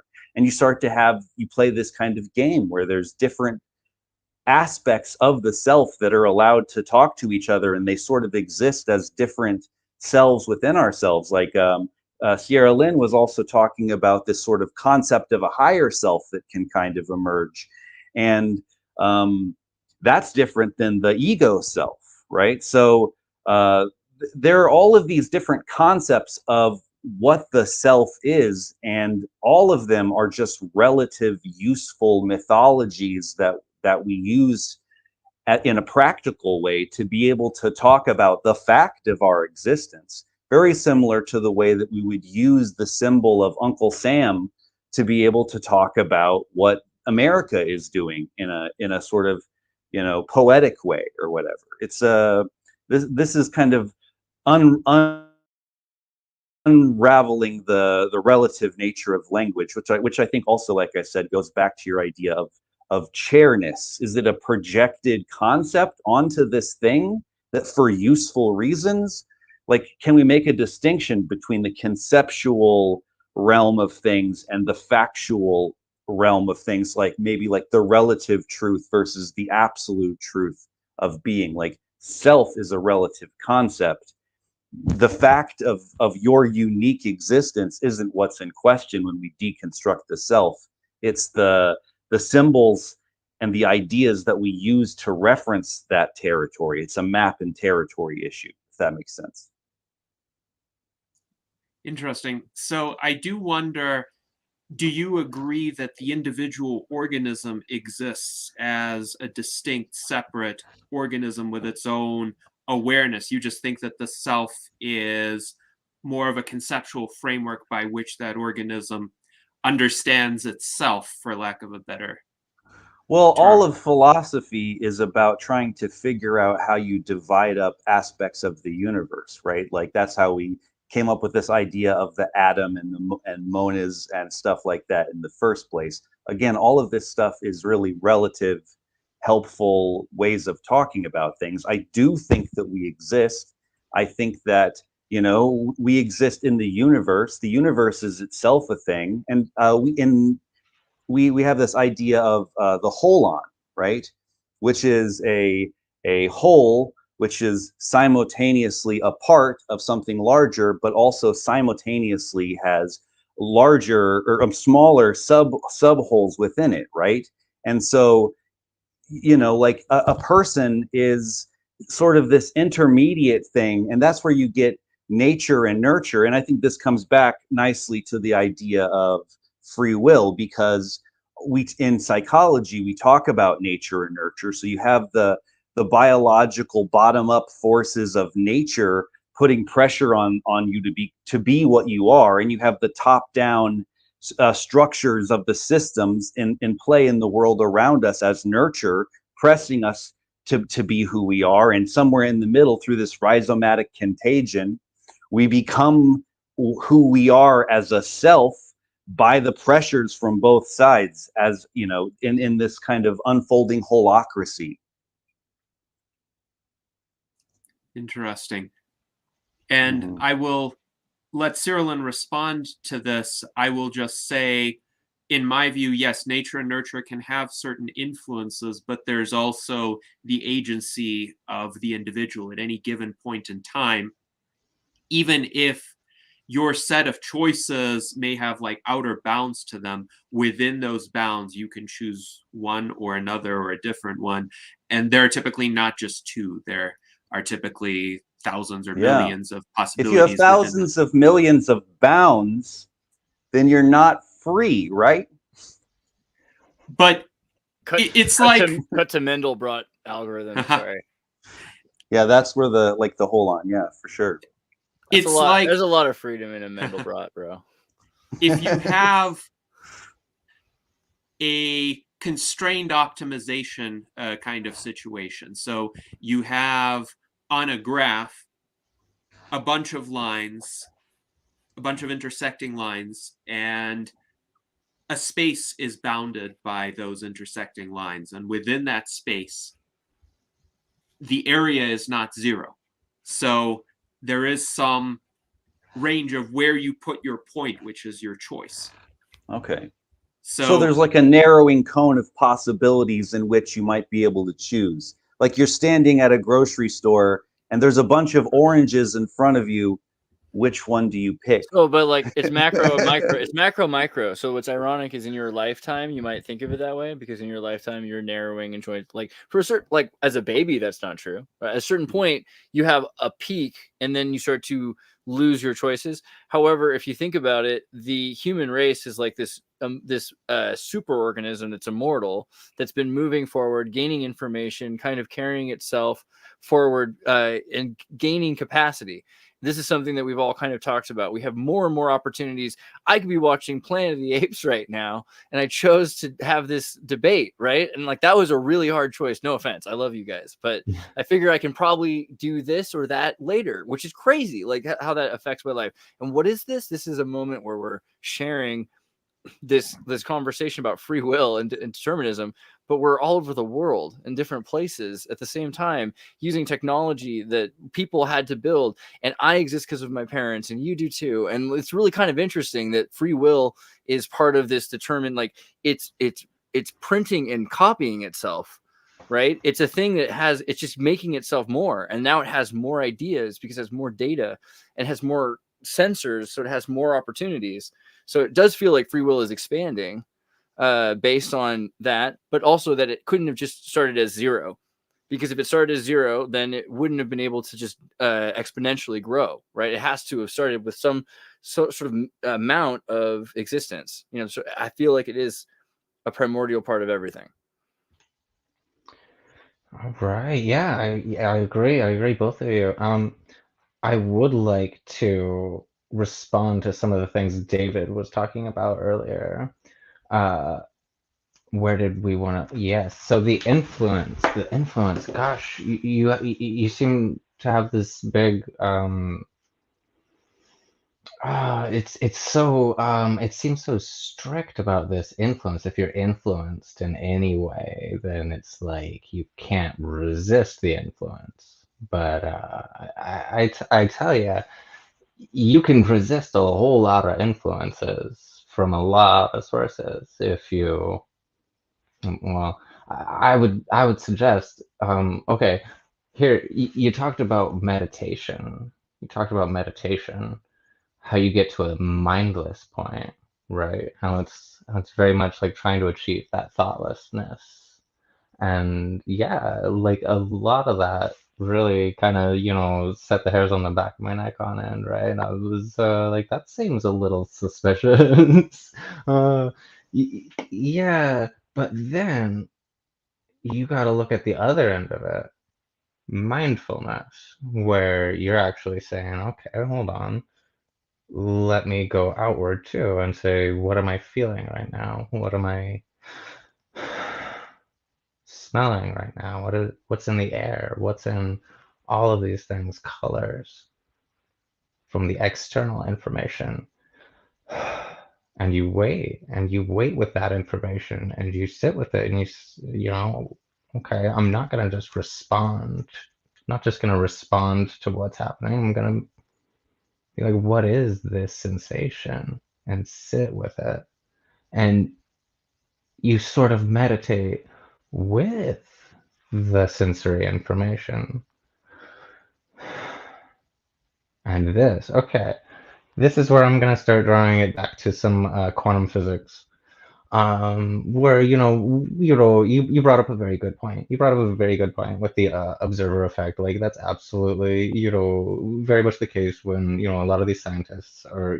We're not talking about the atom was looking at something, so then it happened. Like no, like the photon was looking at something. That's not what they mean. No, because the scientists saw the experiment happen, then it happened. Like, no, that's not what they mean. Like, yeah, absolutely, I get that. It's a great point. But thank you, Andreas, for bringing that back too. Even the scientists get down to the very bottom of it, and they're like, "Well, how is this happening? How? Like, why? Like, why does that happen at that very level? What is even causing that to happen?" There's kind of a big problem in a lot of the sciences, or among scientists, maybe a better way to say it, right? Where they've sort of agreed, and maybe they're coming around to this a little more in the last couple of decades, but like for a lot of the last several centuries, they really sort of agreed to, let's set aside these spiritual questions of what is the self and like what is like this experience that I'm having, right? Like I am having an experience. What is that? They said, you know what, let's just not worry about that. God, like only recently they've like a bunch of scientists are getting together to be like, let's change our views on animals because right now we've been looking at animals basically as automata and we're the only ones that have a subjective experience. So like that's truly insane to me. like have you ever met a dog? Like that is a creature that is having an internal subjective experience 100%. That is a creature that has fun and enjoys things and yes, that is Totally agree. subjective. So you know where was I going to bring it to with quantum physics? All right, I just wanted to make that point about the observer effect too. But quantum physics, what I was going to bring it back to here was the Heidegger, no, Heisenberg uncertainty principle, right? Where when we're going to measure a particle, you got to stop it. You got to grab it. And when you grab it, you can't tell where it was coming from. You can't tell where it's going to go. When you're measuring the way it's moving, okay, let's try to measure how fast it's going. Okay, we could get a read on that, but you can't quite get a bead on exactly where it is. You can just kind of, it's somewhere around there. It's going real fast in that direction, but it's real hard. So, gosh, it's the same thing. It's the same thing as practicing mindfulness and catching the information. Once it's in that position, it can go any number of. It's a probability spectrum arises, I believe, in quantum physics. A probability spectrum arises, and then it can go into a number of different directions based on where it's locked in now. But we can practice the same thing on ourselves by catching where we are now and meditating on it before deciding which direction to move forward in. And that is how You can practice free will right now. It's maybe a thing to develop, but like you can change your fate by doing that, meditating on exactly where where you talk about symbols. You talk about symbols a lot, like how the symbols are basically guiding us along to do things, and like that's in our subconscious. Our subconscious creates our reality before we even perceive it. Like I'm not, you know, consciously thinking, build a wall there. There's a wall. Now I'm in a room. Okay, like no, that subconscious develops that based on the sensory information that I'm receiving. Right. So, That sounds like an argument for determinism. does it? Well, there's a marriage, I think, between the two. I keep hearing it seems like again it's like a bit of a tug of war battle, this idea that it's like one or the other. And we're not saying that there isn't a certain amount of physics that define your reality. I think that's kind of the point that Gennadi's making, is that those physics actually encourage and increase the capacity of things. Like, so data recording is so important, right? Like the idea that DNA can record so that your next generation has this idea on where to go off of. And then this idea of meditation, which it might sound like just, philosophical, but in a physics sense, being able to be non-reactionary and making your own choices it's like a great example of how things should work, where you're born without all of the knowledge the trauma that your parents experienced, but you do have the data recorded. And this data is really valuable because it gives you an idea on how to mutate next, right? And that mutation might be limited, but it's far less limited than it was, a million years ago or 100 million years ago, or whatever you're trying to say. Because like to be a shrimp, to become a crab, right? Or whatever it is, this idea that you're becoming more is really, it's hard to ignore. I get that in our lifetime, and this is something that's interesting to me. Like, it sounds like a big problem with people on their free will things. Like, well, I am lacking in the amount of free will I want to have. And I agree with you. Like, I wish I could live forever. Gennadi's a big fan of conquering death. I think if we had the capacity to conquer death, this conversation would be very different, because we'd be like, but we kind of do, right? If you start thinking about it, we are able to think about these things and make solutions to them. And the key there is thinking about them leads to the material solutions. So it does seem to me that there is this emergent consciousness that then records, builds upon itself, sacrifices, suffers, and goes through all of these lifetimes, like religiously, but then eventually evolves into a thing that can conquer its problems. And maybe one of those problems turns out to be death. Maybe death was a solution for a long time, and now we don't need it anymore. But that would be the kind of thing that says to me, free will is also a relationship that we're having. It's not just my free will. It's the collective species free will. It's the, physics of the atom's free will. That kind of makes more sense all of a sudden, why it's not possible for me to make all of my, when people, it's the same. So this is the same argument that Christians make when they're like, why don't I get my prayers answered? Because other people prayed for Palestine to be destroyed, and other people prayed for Palestine to be saved, and all of these different, why can't we all have our prayers answered at the same time? Maybe it takes a certain amount of awareness that we're made up of this consciousness that's building itself and choosing through selectivity which thing to manifest and to sustain, right? And then from there, you're like, okay, I have not just my genetic memory, but we even have this Akashic data center at Google that can help our generation evolve on a macro scale, telescopically, rapidly, right? And we choose to do that. So I don't know. It's just really hard to say we have no free will, because the choices get so drastically expanded at such a rapid pace that to say that they're just random, when we're able to forget who we are, choose who we become, and then make choices on where the universe goes, is just, it seems like that's pretty valuable. So no one's really denying that there's that there's will. No one's denying that there's choices. It's specifically free will, like unconstrained will. Like, it's not more or less, it's whether it's free and unconstrained or not. And it seems like nobody here is actually arguing for unconstrained will. It's all like, well, there might be a narrow cone of possibilities, or like, well, yeah, our subjective, or our subconscious already creates our, our reality. Well, we're done here. There's no free will. Well, I would say if there's a cone of possibilities, first of all, I would say there are still millions of choices within that cone.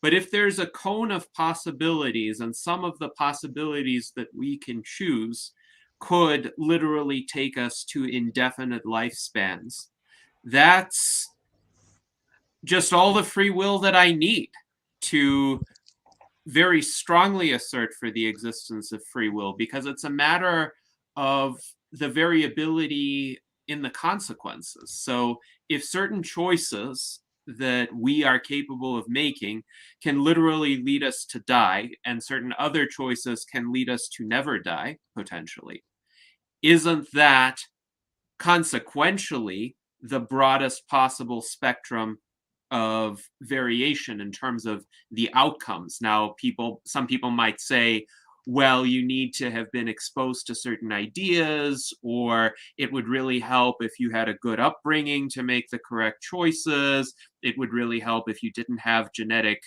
disorders, if you didn't have Down syndrome. It would help if you were actually human and not a cat or an amoeba. Okay, I would grant that.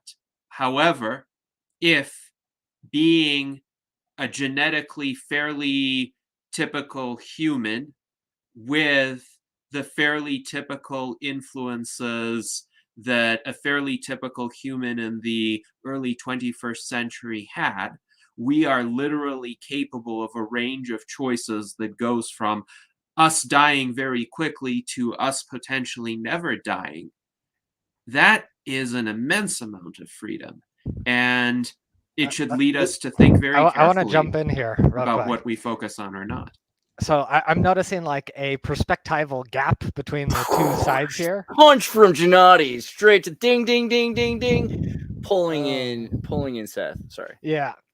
So I kind of want to bring up this perspectival gap that I think needs to be reconciled here to get a little bit more clarity in how we're communicating on these issues.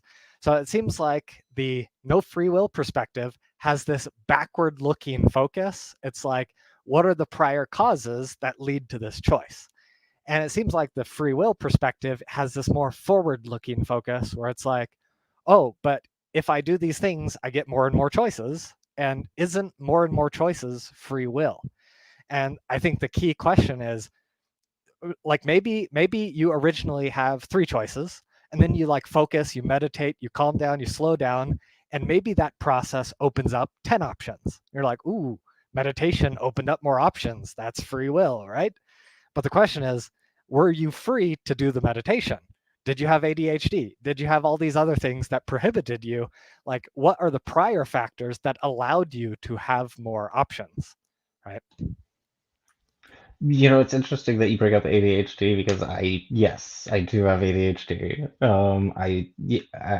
Self-diagnosed autistic, but definitely diagnosed ADHD since I was a little kid. They had me on the I forget the specific medicine. It wasn't Ritalin, but it was one of those for a few years. And at a certain point, 12, I think I was like, I am not taking these anymore. I'm like more fun without it. I'm not gonna do it.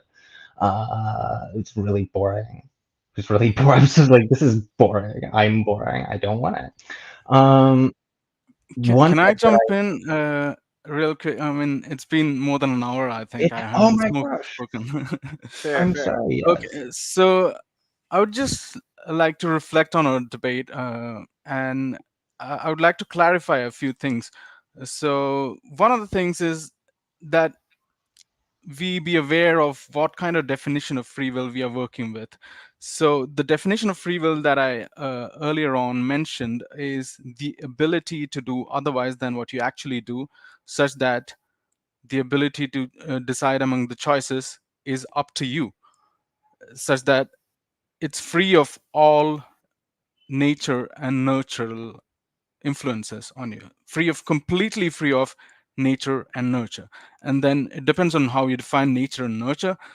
By nature, I mean all the environmental factors, epigenetics or whatever, and by the opposite. Nature means genetics and your brain and all the physical constitution or biological constitution that you are. And nurture is basically the environment and all the conditions that surround you. So when Janadi is talking about free will, I think he's saying, all right, we have all these influences, but still we can choose while being determined by those influences. That doesn't make sense to me. At the end of the day, that's also determined, right? I would like to go back to the consequence argument, or kind of the deterministic argument, which says that we have the initial conditions of the universe and we have the laws of nature. Then the future is just determined. So what I will say in the next few minutes is determined already, and I have no choice about that, because the initial conditions and laws of nature interact with each other, and it just goes on and on and on, and I have just no choice about what I will say. Now, like David said, it's not fatalism.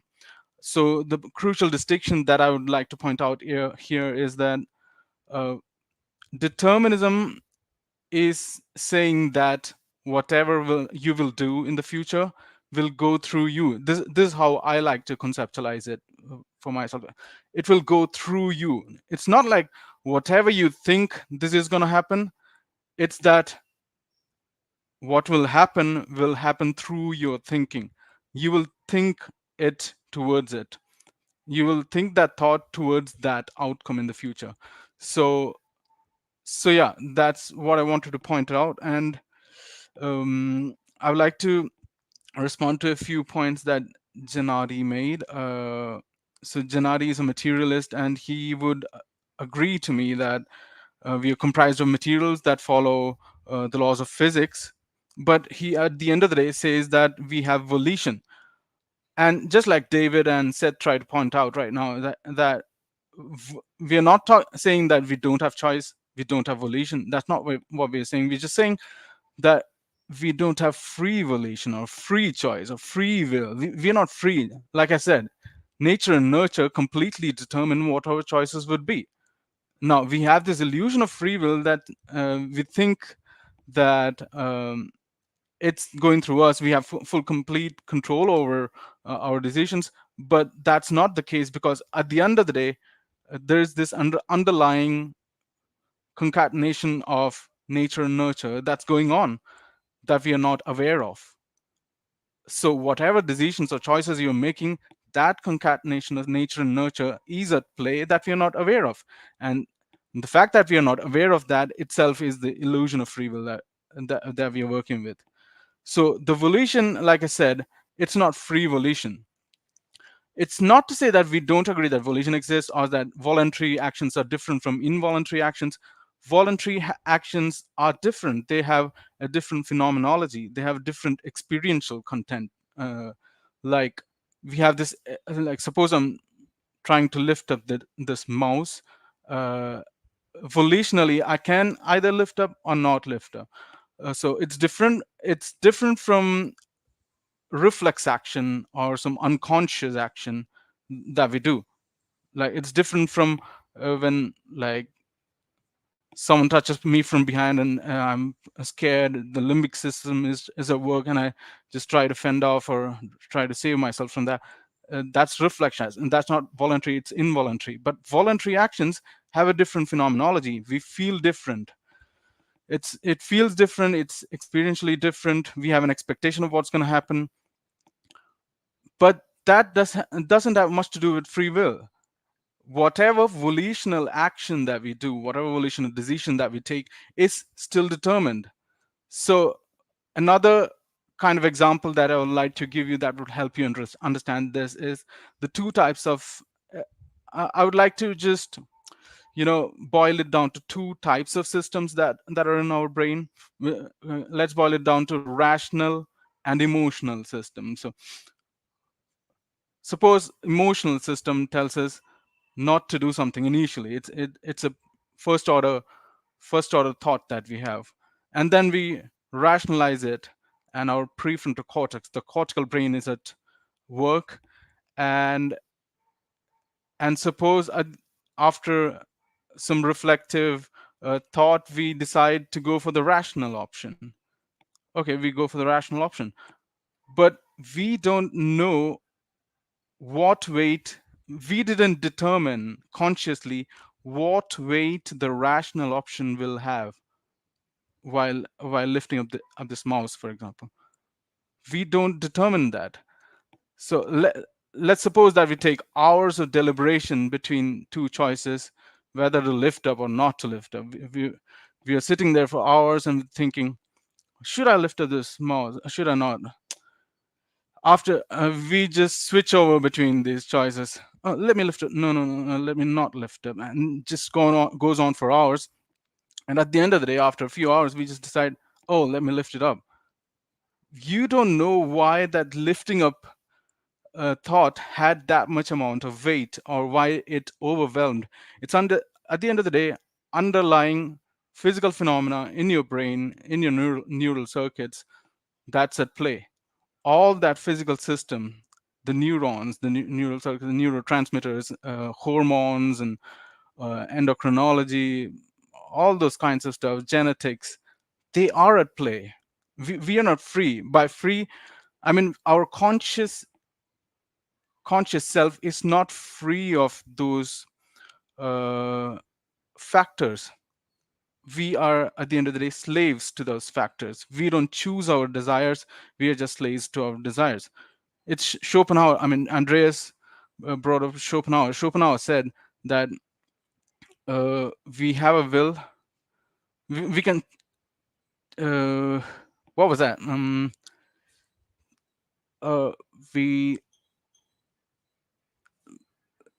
We can do what we will. I'm sorry. How did I forget that? We can do what we will, but we can't will what we will. We can do what we will, but we can't will what we will. It's a pretty beautiful quote from Man can do what he will, but he cannot will what he wills. Yeah, we can do what we will, but we can't will what we will. That it's to say that we can do what we want, our desires. We can act in accordance with our desires, but we don't choose our desires. Where did those desires come from? Those desires, we did not have any part to play in those desires actualizing. Those desires are a cause of mysterious events happening, which have antecedent causes and effects. This causality from right back from the Big Bang, that's at play. So every choice that we make, be it rational choice or be it irrational or emotional, everything, we are not free to choose those choices. I think David pointed out that we can't choose to think what we think in the future, in the next moment. We don't choose our choices. I mean, we don't choose our thoughts. We don't choose our desires. Those desires manifest in our consciousness, and we just act in accordance with it. So suppose we can say, oh no, I can do what I don't want. Like suppose I want to go to the gym. I mean, I don't want to go to the gym, but still go to the gym, even if I don't want it. But you want to get fit. Your desire to get fit overwhelms your desire to stay lazy in the bed. So whatever thing that you do, whatever you do consciously, you do because you desire something or you want something. But you don't choose your wants. You don't choose your desires. Those desires were chosen for you by the universe. Whatever conscious decision that you take. That's what I'm saying. Like Andreas said, no free will seems a bit absurd, but no, that's the consistent position. You can't say that for some of these we don't have free will, but there are some choices for which we have free will. That's not a consistent position. We just don't have free will. That's the true nature of reality.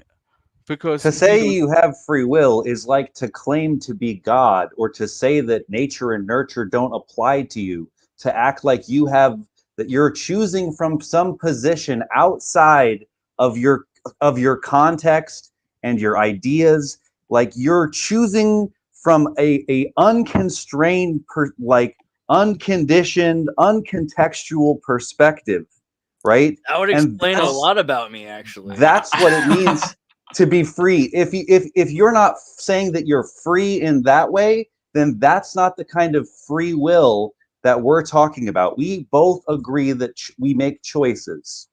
No one's saying that we don't. It's whether those choices are completely free or not. And nobody, it doesn't even seem like Gennady is really even saying that he really believes that he in his first comment, he said, this doesn't rule out influences. No, by definition, it does rule out influences. That's what we're talking about. If you're influenced, then you're not free. But an if influence isn't the you're same not thing as free. being completely foreordained. So an influence could be a probabilistic kind of influence.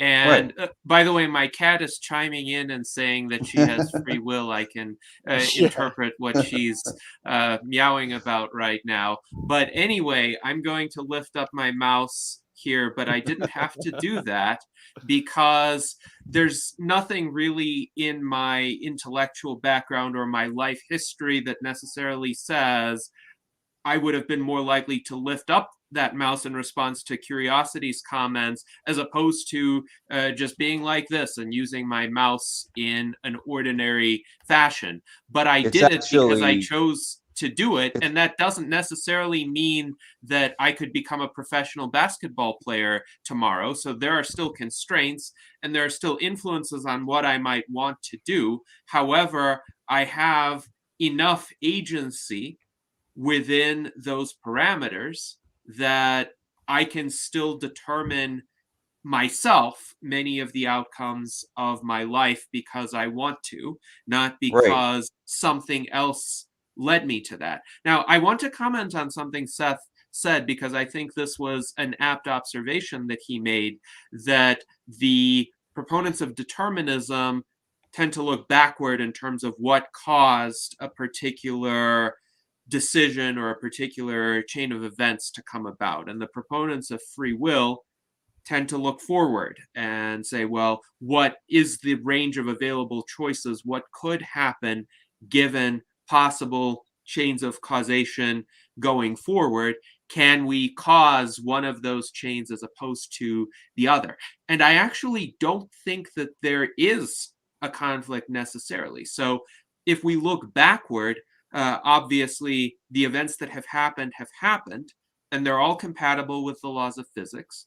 We can explain them by reference to the laws of physics. But that doesn't mean that those prior configurations will absolutely be able to tell us what's going to happen next, even if we had all of the knowledge, all of the information, super processing power. So it's not just the limitation of our foresight as finite biological beings that prevent us from foreseeing that.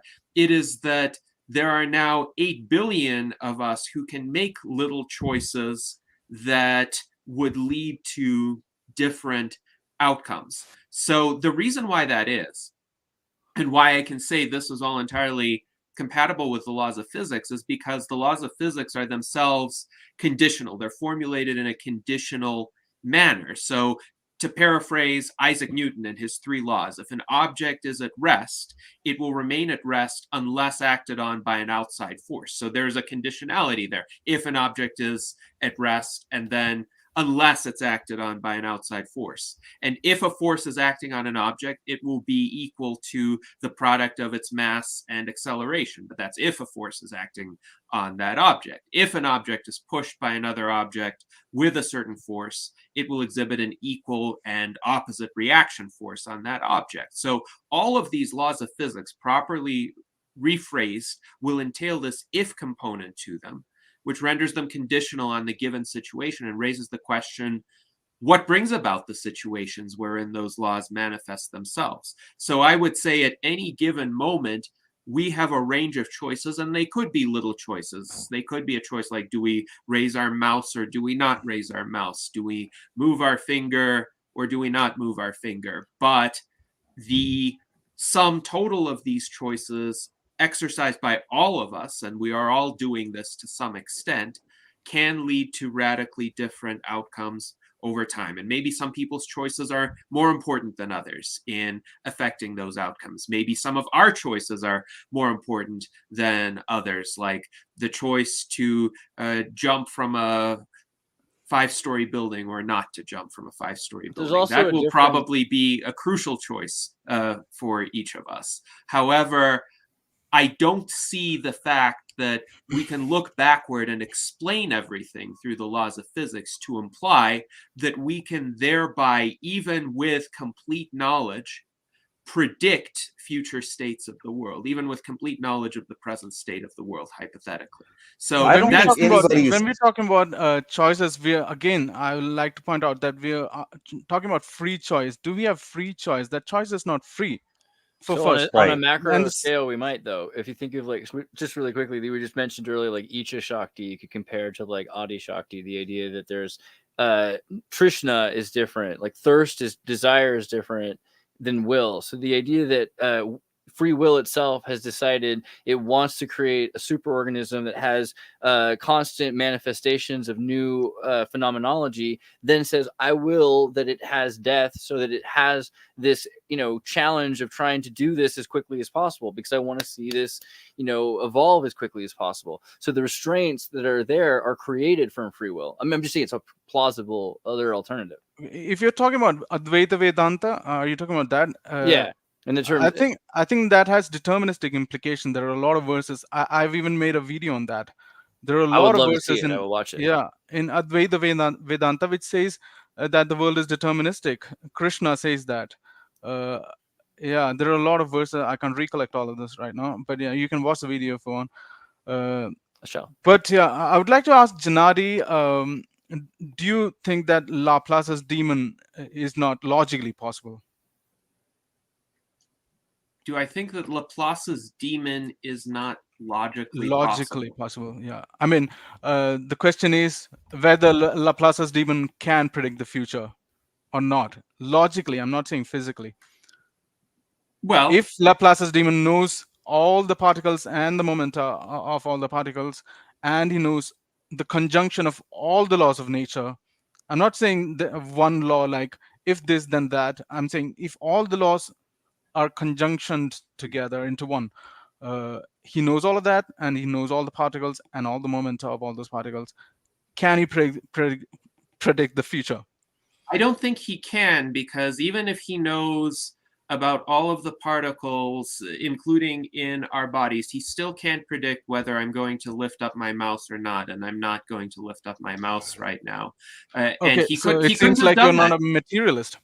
I would actually, curiosity, just say I kind of agree that Laplace's demon exists to an extent by looking at DARPA experiments, but that there's also a range, I would agree with Janati, where it can't be exactly precisely confident about everything that's going to happen, even though it can pretty well, within a range of 9 days, tell us what we think is most likely to happen. That doesn't mean it can be perfect. Well, can I just quickly say that it's a very predictable free will person argument to pick up something or wave your hand. I imagine that you're right-handed, and that's why you picked up the mouse with your right hand, right? I'm left-handed. So like it's like throwing things around, threatening to hit people, and all. It's very common. And I'm left-handed. Almost every one of these debates, you see somebody do something like that. Andreas, you're just using your right hand because cultural forces manipulated you. Well, you got to keep your left hand hidden. That's the rule. It's clean hand, dirty hand. In that funny point that Seth made, he just explained it all, because if not the physics, then the culture is determining what you're doing. So, but you can always attribute it to something, and thereby you make that argument non-falsifiable, because yes, retrospectively you could say we all have a bunch of influences on us, so you pick an influence that plausibly conforms to the action that was actually performed, and yet that's not necessarily what actually happened with that individual making that choice, because my lifting up the mouse or not lifting up the mouse, either of those courses of action is entirely compatible with the laws of physics. So there's nothing in the laws of physics that says I am physically incapable of lifting up that mouse right now. I have the equipment to do that, And likewise, I have the ability to refrain from doing that. And if you say, well, I'm doing that to prove a point, or I'm doing that to reflect some sort of cultural conditioning, or I'm not doing that to be contrarian and also to prove a point, you could make all of those statements that to some extent might be explanatory. You might on some occasions be correct in saying this went through my mind. However, that doesn't mean that I couldn't have done otherwise. I could have done otherwise, and then you could have looked back if the at laws that of choice. nature and the previous conditions had been different, you could have done otherwise, right? So I know this is like not exactly relevant, but to me, does Krishna have free will or not? Because So it seems does like God have- metaphorically and all, but like, you know what I'm saying? Because it kind of relates to this. I'm not sure about that. I mean, even Krishna doesn't have free will, because the future will pan out the way it was meant to pan out, and Krishna doesn't have a choice about the future. It depends. I mean, there are a lot of contradictory verses in all the scriptures you can find. Yeah, so then we'll have to go to the God and theology, and that's just another can of worms we don't want to open right now. I mean, I'll do it again another time, but just the idea that everything comes from this concept of free will, and then it's creating ranges of limit so that these things are forced to do the things. Like there is, of course, this idea that we're limited, but that seems like a later synthetic. It doesn't seem like the initial state then.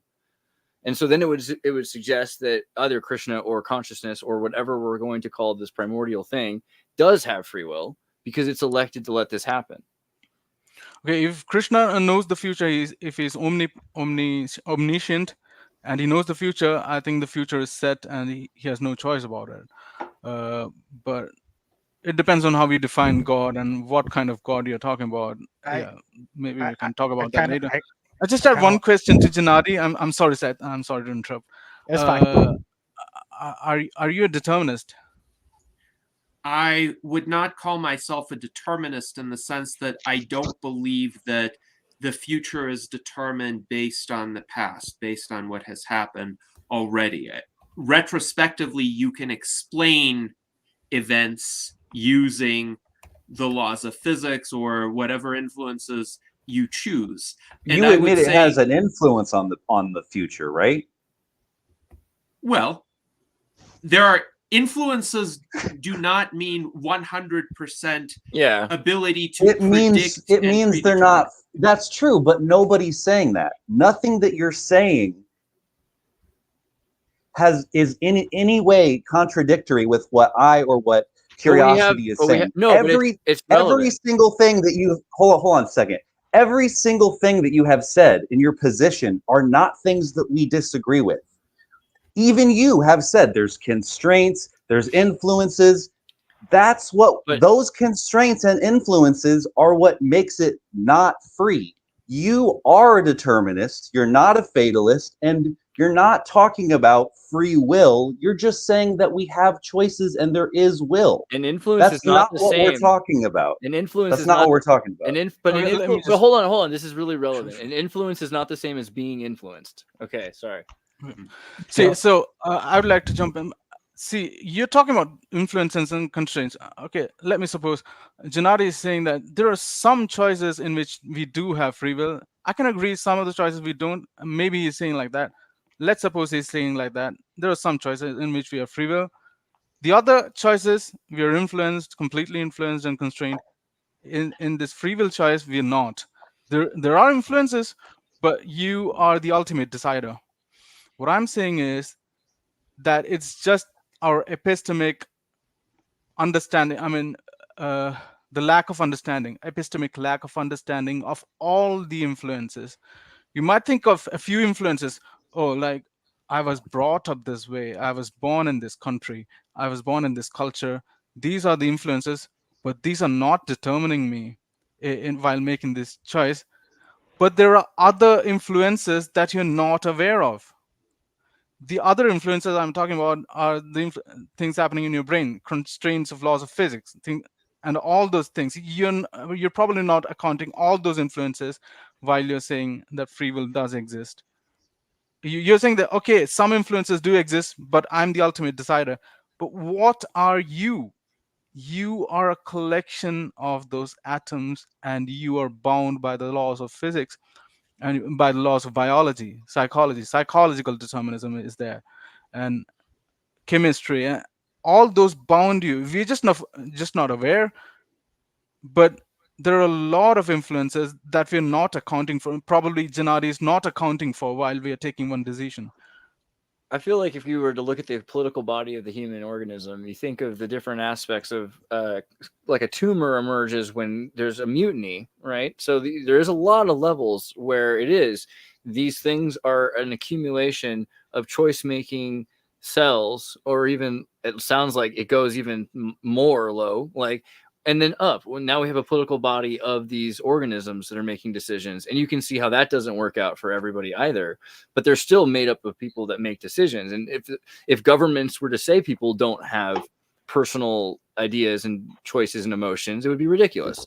So I feel like that might be the same thing when we say that these cells, how could these cells really care about what happens to them? Well, it seems like, according to medicine, they do, because otherwise they get really upset at the body, right? And if you go back even further, structure. Sorry, go ahead. No, go ahead, keep going. Suppose your primate brain is trying to force you into an emotional decision. I had mentioned this point earlier, and you're thinking, no, I have free will, I have to make the rational decision or something. That's what you might be thinking is free will. I have to make the rational decision, and I'm in control. Like I said earlier, the rationality itself, you are not free to be rational. You were just convinced by that rational argument. But you have the capacity to be emotional. You have the capacity not to be. You have more capacity. You can either be emotional, you can either be rational. You can do both at the same time, and you can be both at the same time as well. But you don't decide or determine what the exact weight of that mixture of thought is. You don't decide that. It's all happening in the brain. I think you don't exactly has a point. Sure. Oh, I'm sorry. Thank you, Seth. I had just been wanting to jump in here for a moment because, David, you had been saying that none of us have been addressing your main point here, right? That freedom is essentially no influences, no constraints. You need to be absolutely like, oh my God, I'm God, free from like, okay, yeah. That's like a very extreme, like almost, I would suggest, to the point of like uselessness sort of view. Like that's why people reject free will. Though you can't, it's a useless way to look at it. Because I agree. Well, but that's a straw man position because no, nobody who actually advocates for free will believes that we can make any possible choice. We can make a wide range of choices subject to certain influences or constraints that do not predetermine the specific choice that we're going to make. So there are some extreme positions. One is the straw man position that we are completely unconstrained. And the other extreme is what Curiosity articulated, that we are slaves to everything, to either our reason or our emotions or our evolved impulses or our subconscious, or to a stack of influences that we can go into as deeply as we want to explain why every action was predetermined. So what I'm saying is there is a kind of golden mean between those extremes that acknowledges that we are subject to certain influences, but those influences don't completely tell any potential observer what we're going to do. We still have a wide range of actions within some set of parameters, and maybe some people have a wider range of actions than others, and they can shape the course of the future of humanity. And on a cosmic scale, right, because we might say that there's this common task, but the fact is everything is possible. It's crazy how much is possible and is happening. And so if you're looking at it from this individual perspective, you might lack a bit of free will, but if you're looking at it from the entirety of not just humanity but existence, it seems like it's coming from free will, and it's allowing for everything to happen through you, through me, etc. Now it would depend. Yeah, Seth. Just a quick thing is like, what's the obsession with the adjective free? Because like when we talk about consciousness, we don't say I have omni-consciousness. We just say I have consciousness. Yeah, And but if I can talked think about of it. Vishnu, I would say It's he like- has omni-consciousness, right? We're talking about Right, gods. but we I'm don't- a big we fan of don't- looking at it from macro and micro scale. If But we're going to evolve into the perfect That's a thing really possible. great analogy because we don't believe Vishnu exists. But So we don't believe will omni-consciousness be exists. anything, right? We're believing Right? science can make anything possible. We're going to become an immortal being that's omnipotent, omnipresent, knows everything, has avatars. Tell me where to stop. Like, we're going to create the things that you're dreaming of. Okay. But the problem is we reject the usage of a magical adjective. Free is as magical as omni. Right. It's as magical as universal. It's too powerful of an adjective, and it's not appropriate for the situation. Right. So we free. have Are highly we conditioned defining will. We have will. We have choices. It's just not that it's unconstrained or free. It's informed by something. It's contextualized. It's so maybe we're beating a dead horse here. Let me offer up a potential alternative question. If you're interested, is anyone interested in exploring a different I guess realm we'll have of to hear it question? before we know if we're interested or not. Well, I'm curious. I would like to ask Sierra Lynn about the combination problem. Like, I don't know if you've heard of this problem. It's a problem for people who believe that consciousness is primary and that everything has consciousness. For example, earlier, Gennady brought up the idea of chairness, right? So, like, if you have all of these individual small consciousnesses and they all have souls, and then they come together to create like another level holon, how do higher level souls get invented by lower level souls? That's the combination problem. Like, is my vacuum or is the chair conscious because it comes together and creates something bigger than the sum of its parts? And if some things look like they're conscious and some things look like they're not conscious, how can you tell what's really conscious and what's really not conscious if it doesn't actually distribute any of the characteristics of consciousness? What does it mean to say, this might be another question, what does it mean to say that like the lowest level things are conscious if, like, for example, we can do the double slit test and get the same results every time predictably? We can do chemistry and get the same results every time. Where's the freedom in that if it's so predictable? Let's say we have an experiment to see if someone's intelligent, right? And so we're like asking them a series of questions in English, right? And they're from Africa and they can't, so you decide to shoot them because they're not intelligent, right? That's the problem with deciding, because you're deciding at that point, it's a serious thing. You're deciding whether something is conscious. And I would say it's better to err on the side of assuming everything is conscious than it is to just presume, well, I can decide when something deserves to be considered conscious to me. I think that's a dangerous game to play. Valid. Right? Well, but scientifically, no. we understand how capacities come online because we understand the correlating equipment that makes. Well, you're them just possible. saying what's valuable to you. You're like, this thing can do what I think I'm not is saying valuable. it's So it's valuable. conscious. It's able to make choices. I put a rat in a maze. It's really good at it. I put a rock in a maze. It wasn't good at it. It's not conscious. You're making an argument about good and utility. I'm asking a question about how we know what's true. Those are different questions. Right. It's dangerous to presume it's not. And I don't, unless you had Okay, way more let me- evidence to presume that it wasn't consciousness, then I'd say it's a let me dangerous say how assumption. we know, like David said, how we know what's true. Like, we know scientifically that for consciousness, it requires either a brain or a central nervous system or a mixture of both. That's what we know Subjective scientifically. consciousness. Yeah. Yeah. So that's how we go about our morality, I guess. I don't know if who is vegan here or not. I don't know, but yeah, I'm one. David is one as well. I think the idea of being conscious, like you're saying, might build up on, you know, your ideas and your awareness of the reality. So you're making more and more choices based on that. But even on the most inert level, you know, mushroom will turn, you know, to face like the dirt that's a flower faces for photosynthesis, these things. And that's response to stimuli, but that's just response to stimuli. That's just reflex okay, action. whales have to choose to breathe, right? Like, or else they die. Every breath is a choice for a whale. There's a whole spectrum of consciousness. No one's denying that plants.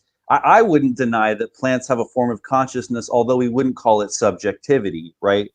So this is the problem with even the using the word consciousness. It's not sentience. It's not sapience. It's like something like pre-sapience or whatever. You can't even really use the word consciousness, because what about a redwood forest that can feel what's going on in Big Sur and also feel what's going on in Northern California simultaneously? Isn't that cooler than whatever we're talking about? We're comparing it to what we have again, you know? We're talking about if things like gold or chairs or whatever are conscious. We're not asking if living beings are conscious. We can let's just grant that. Let's be as gracious as we can be and say this word, because I think consciousness as a word becomes basically kind of useless when it's used to describe all these different levels of complexity, right? Like, I mean, I try like electrostatic, right? I might say a chair hasn't consciousness, it has electrostatic, right? But that limits what I believe a chair is. So I kind of feel like it does have awareness of the fact that it exists. It might not know exactly what it exists for, who is sitting on it without eyes, but it's still made up of structure that's aware that it's here and you're there. There's a unanimity -1, right? Well, that kind of emerges. I just want to add my quick little tidbit. For me, consciousness is like a complete red herring. Like, to me, there's like no connection between consciousness and free will. Like, if I wanted, I could just grant that everything in the universe has consciousness. That does nothing for me in terms of free will. You know what I mean? Okay, well then. Consciousness is a prerequisite to free will, in the sense that you have to experience the act of deciding, the act of choosing. You have to be aware of it in order to be able to exercise it. Otherwise, well, a program is not conscious of itself, at least not the programs that exist today. And we can't say to any meaningful extent that that program has any sort of will, any sort of ability to choose. Even if it's a generative AI and it's very creative, it's still not volitional, and it's not self-aware either. But I do want to say I sympathize with the position of erring on the side of recognizing something as sentient or as conscious, and hence I made a point about certain animals having consciousness to at least some degree, and even having volition to at least some degree. And of course, the relevance of this politically is in regard to the Transhumanist Bill of Rights version 3.0, which the Transhumanist Party has promulgated, where we attempt essentially the most inclusive formulation of rights, where we also recognize that rights should be proportional to the amount of sentience, the degree of sentience that a particular entity would have. And for instance, we believe that it should be prohibited to kill, say, higher animals, dogs or cats, who aren't harming somebody, who aren't putting people at risk of contracting diseases. It should not be allowed to just arbitrarily deprive them of life because they have a certain amount of I agree with you. A certain amount of but in order to make that distinction, you would have to be able to make distinctions about levels of consciousness and these different capacities that are, and for example, Sarah Lynn, she has this idea that everything has free will and everything has a soul, but she also says that free will is only possible when something like metacognition or awakening happens, and only the highest developed beings are capable of doing that, of meditating and transcending the self and deconstructing and getting to that place. Like, and it's because we have certain equipment that allows for those things to even be possible. So on her view, I don't understand how it would make sense to say that if metacognition or something like that is, or transcendence of our conditioning is required to have something like free will or to choose from this perspective beyond our conditioning, how you could really then say that anything or most anything even has free will, because it's incredibly rare that anything can do that. And then even in the context in which anything can do that, as we've said, it's more like a state of witnessing. And if a judgment comes up, that's kind of more just like the egoic thinking mind in the context of Buddhism or something like that. That's coming from conditioning. That's like the same voice coming in through the back door. That's not coming from metacognition. So it seems like on her view, it's kind of incoherent whether anything actually has free will or not, even though she wants to say everything has free will. But I'd be interested to hear what she has to say about that. You know, that's actually a fair point. It might be a little bit. It might be a little bit of misleading to say everything has actively free will. I would suggest that the active exercise of free will is indeed quite rare, like you're suggesting. Like it is actually rare to have that moment of clarity where you can make the choice and change. Like basically any actor, if they get to that point, can change everything for everyone with that choice. Who knows? Are the Sterling, smallest things, like, is a plant capable of that? Like, do they have the equipment to be able to have metacognition and transcend their plantness to be able to have free choice in terms of That's what a good chemicals it question. wants? Concerning the redwoods, like Andreas brought up, 1,000 years old. Some of them, like some of these trees just are way sort of beyond us in terms of like age, for example. They've been sitting there Okay. for who knows how long, isolated to some degree, but they spread out their tendrils. Perhaps they even they have made sort of a union with the the fungal sort of mass that stretches out So across this that. comes back to Gennady. Like, what do you have to say about this? You said it was really important to be able to make a distinction about these different levels of cognition, so that way we can extend better rights to things that are more and more complicated because they have more capacities to feel. And I totally agree with that.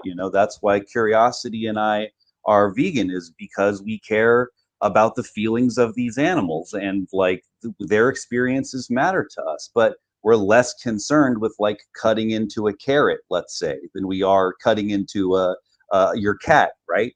So we would Right. make that distinction. That's important to us. I would Right. go further though. Yeah, I would say like that's the reason it doesn't work that way for me. Like, because I would go full Jane and I would only eat like the toenails of trees. I would eat fruit, but I wouldn't eat like root plants and like murder carrots, right? Like that seems like that's just about the same thing.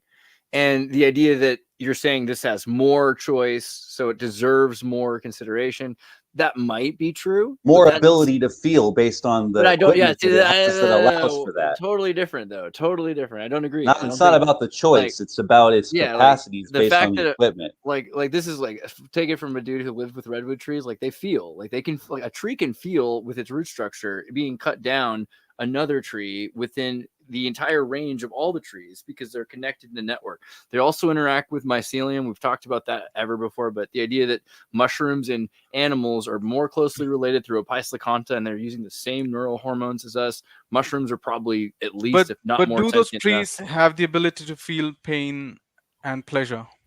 Yeah, Probably. are you not just projecting your own human understanding of subjectivity onto these things because they're living? I think not, because this is the other thing. People associate the idea of pleasure, their idea of pleasure, with their different drives of hormonal responses. So really this reductionism of you know, I'm running from a tiger. So right now I have to throw it into the algorithm of I should be prioritizing escaping the tiger, not digesting. You know, I should probably be using all of my adrenaline.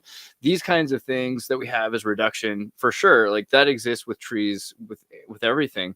And they're saying this is good. This is a practical thing that'll help me along. Maybe it'll be if I was trying to have more trees exist and be in a larger forest, these choices are good for me. Same thing with mushrooms. Like, it's so clear that mushrooms are moving nutrients around the soil and choosing, like, actually making paths for water and nutrients filled with in the water to fill, so they help other things grow.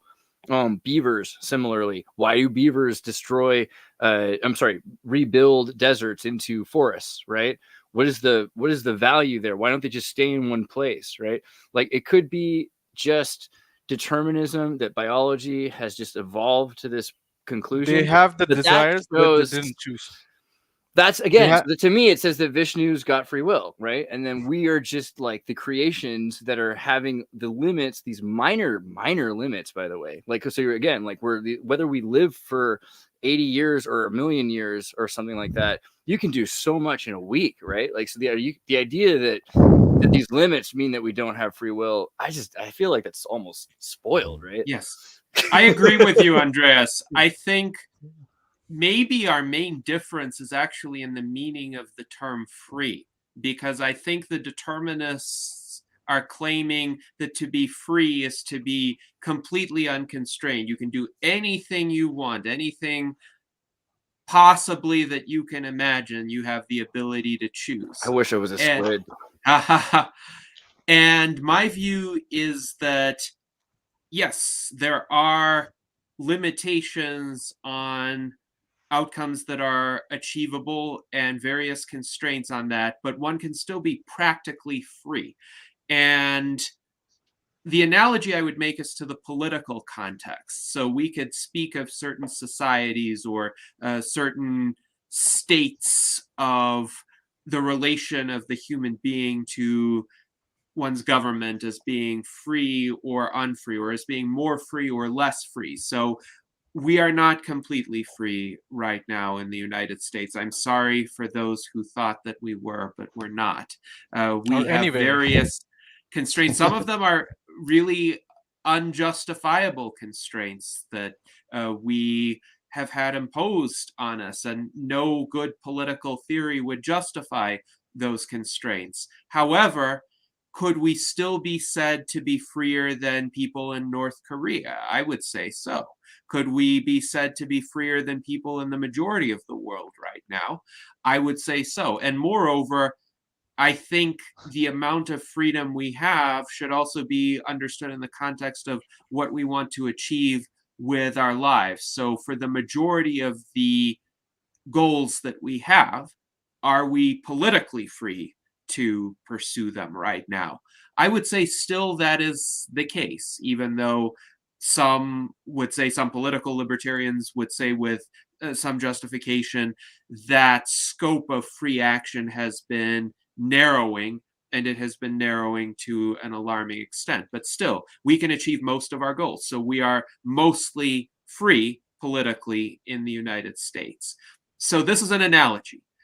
Going to the realm of will and choice, we are mostly free, I would say, to make the kinds of choices that would have the outcomes in our lives that we would want to have, either in terms of what do we want to achieve for ourselves, or how do we want to treat other people. So we are free to make moral choices. We are free not to kill people. We are free not to transgress against them in significant ways. And I think that's very important as well. That doesn't mean we're free to make every single choice that somebody could conceive of, but we are free enough to make the choices that matter. And that, I think, is the free will position that I feel like articulate. we could probably make those happen eventually. Even if I can't do it, if I come up with something, I bet you in a million years it could happen somehow. Sure. Through technological progress, through uncovering that chain of causation that would lead us to eventually be able to make that choice if we live long enough. And hence, I'm a proponent of indefinite life extension as well. Gennady, I have a question for you. It seemed like on one hand, you wanted to err on the side of caution and extend the idea of everything being conscious. On the other hand, it seemed like you wanted to make an important distinction about levels of cognitive complexity. Where did you actually come down on that conclusion? I don't think I understood. Right. Well, there has to be gradations of consciousness. So it's not that every single thing is conscious. What I mean is, if we have some evidence of sentience or self-awareness, if we see a creature that's behaving like us in certain respects, then it would be better to err on the side of attributing some faculty to that creature. Like if a cat is displaying behaviors that seem an awful lot like emotions, and it's communicating with us in ways that display certain kinds of what seem to be sentiments, we attribute those types of features to the cat. Sure. Instead of saying, oh, it's just a sophisticated automaton, it doesn't really feel those. But you would make a distinction between cutting into a cat and cutting into a carrot. Absolutely. Absolutely, I would. Yeah. And I don't think the carrot is conscious. I would make a distinction too. I just am saying, like, it's still a thing, right? Like, yes, it's still a thing, but it doesn't have feelings like a cat does. Okay, like, make it different for you. Like, imagine that you come across a desert, and in the middle of the desert, there's one little dandelion, right? Just a single dandelion, all right? And you murder that dandelion. Do you feel bad yet? You know? Like, if there's ways to look at it. You could be like, oh, well, there's so many carrots. Like, there's so many carrots. I think life matters. I think all life matters, and if you can do less harm, you should. If you're doing harm to living things, does that dandelion have the potential to become a whole field of dandelions?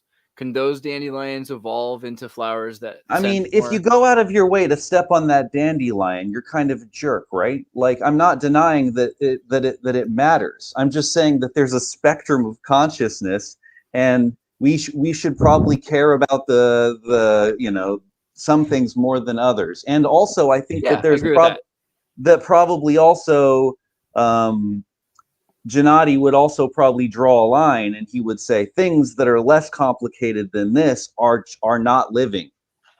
Right. So, right. I kind of want to jump in on this a little bit. I just want to say I would use curiosity's word weights. I would put weights of importance. I think it's a good way to put it. But before I jump in on consciousness, I want to be sensitive to everyone's time. I know we're going pretty late. Is everyone okay? Should we start to conclude pretty soon? I think we should. Pretty soon. Yeah. Let's finish the hour and then we'll get done. Yeah. I think we should conclude shortly. So we've been going for almost 3 hours now. Yeah, let's finish this hour. Let's get like 10 minutes in, and then we'll say where everyone get their content. What do you say about that? Yeah. Any more last questions? If anyone has to leave early, it's fine. But yeah, we can finish at 3 hours. So for this consciousness thing, like, I feel like it's not as confusing as a lot of people make it out to be, because we have our own bodies as kind of a test case, as a test subject, and we kind of know how sentience works in our bodies. Like, and it just, I guess neuroscience is complicated, but if you understand a little bit of neuroscience, it's like, well, when you have pain receptors, that is what allows you, it affords you the ability to feel pain. And if you remove your pain receptors, you lose the ability to feel pain. And there can be, like, your body can still have defense mechanisms. It can have immunities. It can react to dangers. Like, a plant is reacting to all these dangers. But if you lack, like David, he had a great word, is the equipment. If you're lacking the sentient equipment, you lose the sentience. And we can see that in our body. There are some things that we are sentient of, and there are some things we are not. And there's a pretty clear line on that distinction. It's not as vague as people might want to make it out to be.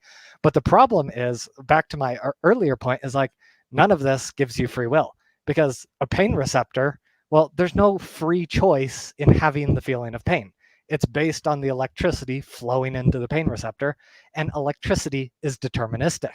It's a cause and effect. One neuron activates the next, bing, bing, bing, bing, boom, you got pain, right?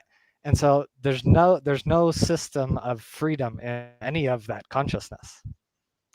Pain is not a choice, but sometimes how you respond to pain can be a choice. If you have the even more sophisticated equipment to interpret your pain, understand where it may be coming from, understand the degree of severity and maybe the degree of threat that it poses to your health. So, for example, if you're exercising and you are experiencing pain, but it's a kind of pain that you've come to anticipate as an outcome of exercise. Perhaps you're thinking, oh, I'm just working my muscles a bit hard and this pain will subside and I'm okay with it. I'm okay with pushing through the pain. I am an ultra runner, so I know how that can be. Versus if you have a pain that is of similar intensity, of similar kind, but you don't know where it's coming from. You don't know whether it's temporary or whether it will last, whether it's life-threatening or not. You're going to have a very different reaction to that pain. And of course, a simpler being that can experience pain might not be able to make those distinctions because that being doesn't have the conceptual equipment or the physical equipment to really interpret the pain. So to a great extent, I agree with what you've said, David and Seth, in that you need certain physical equipment to be able to have certain sensations or then to be able to have thoughts about those sensations.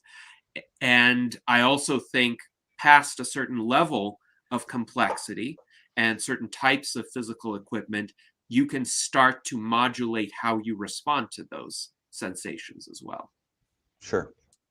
What's the difference between a But runner and an ultra you're runner? not free to choose that.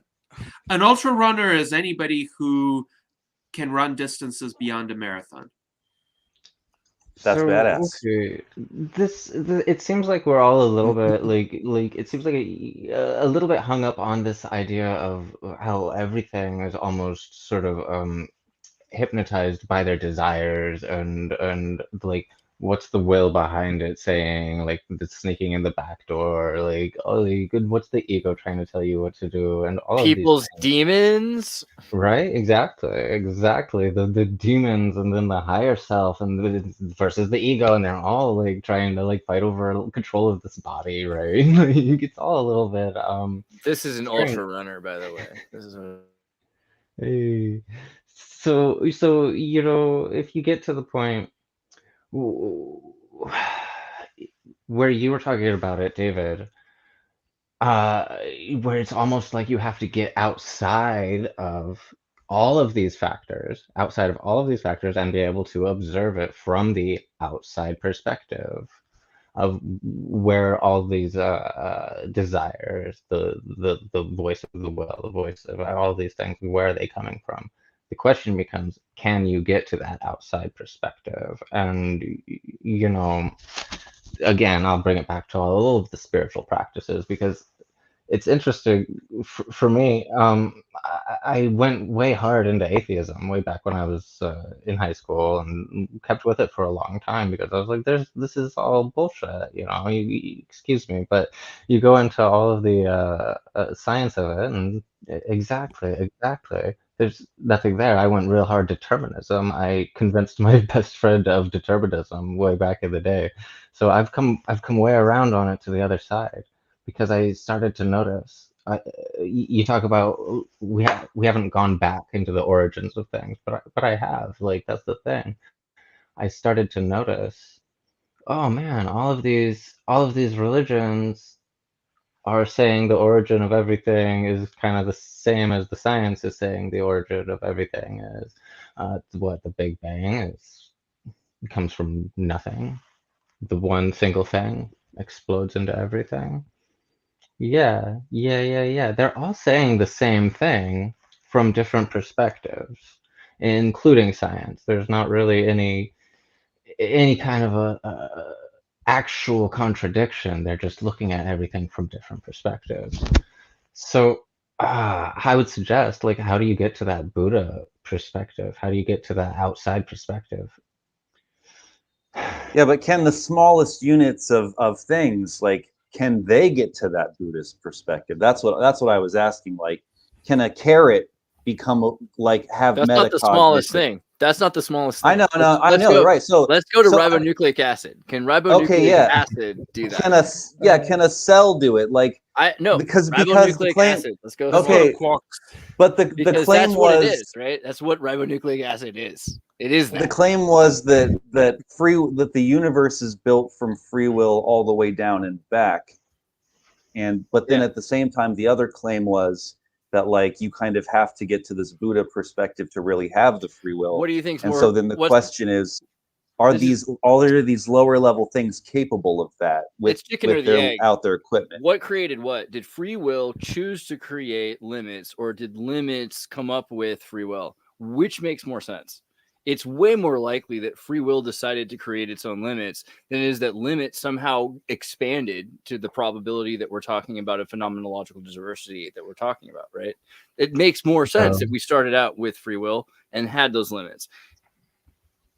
Well, raise your hand if you're an emergentist.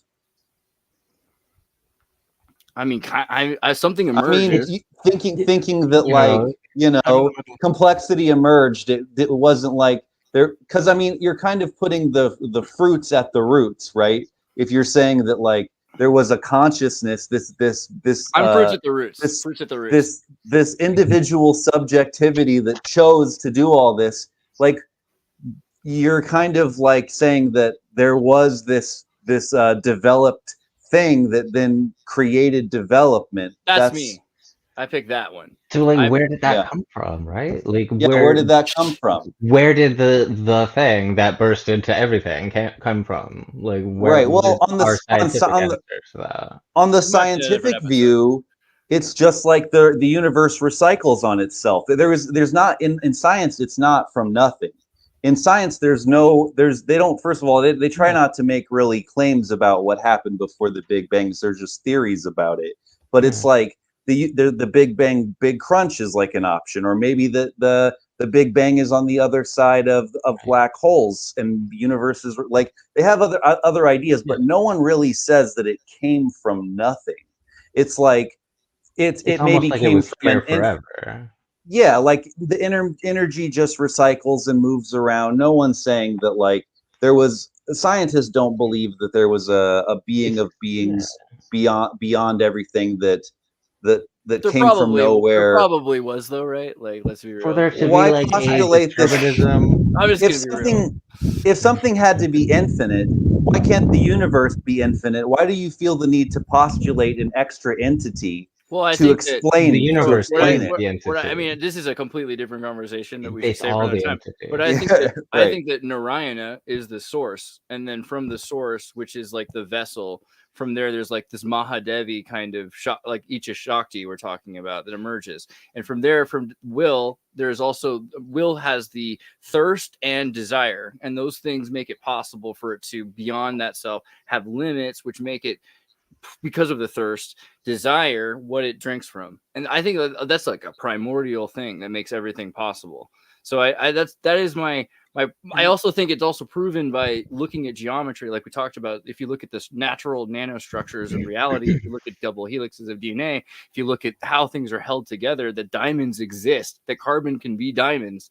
It just seems so ridiculous to me that we're pretending that we're getting to like levels of sophistication that we're going to come up with diamonds, when diamonds are where we come from. We learn from diamonds, right? That's to me like obvious. Like that's the primordial thing. Like it starts out perfect and we just try to copy it until we get better at it. We got to get curiosity. Starts with desire. In Hinduism, I've heard that it all starts with desire, like Vishnu's desire, like you said. Are you a Hindu? I mean, I practice Sanatana, but I wouldn't say I'm a Hindu per se, but kinda, I guess. I'm also a Mormon. What's your dharma?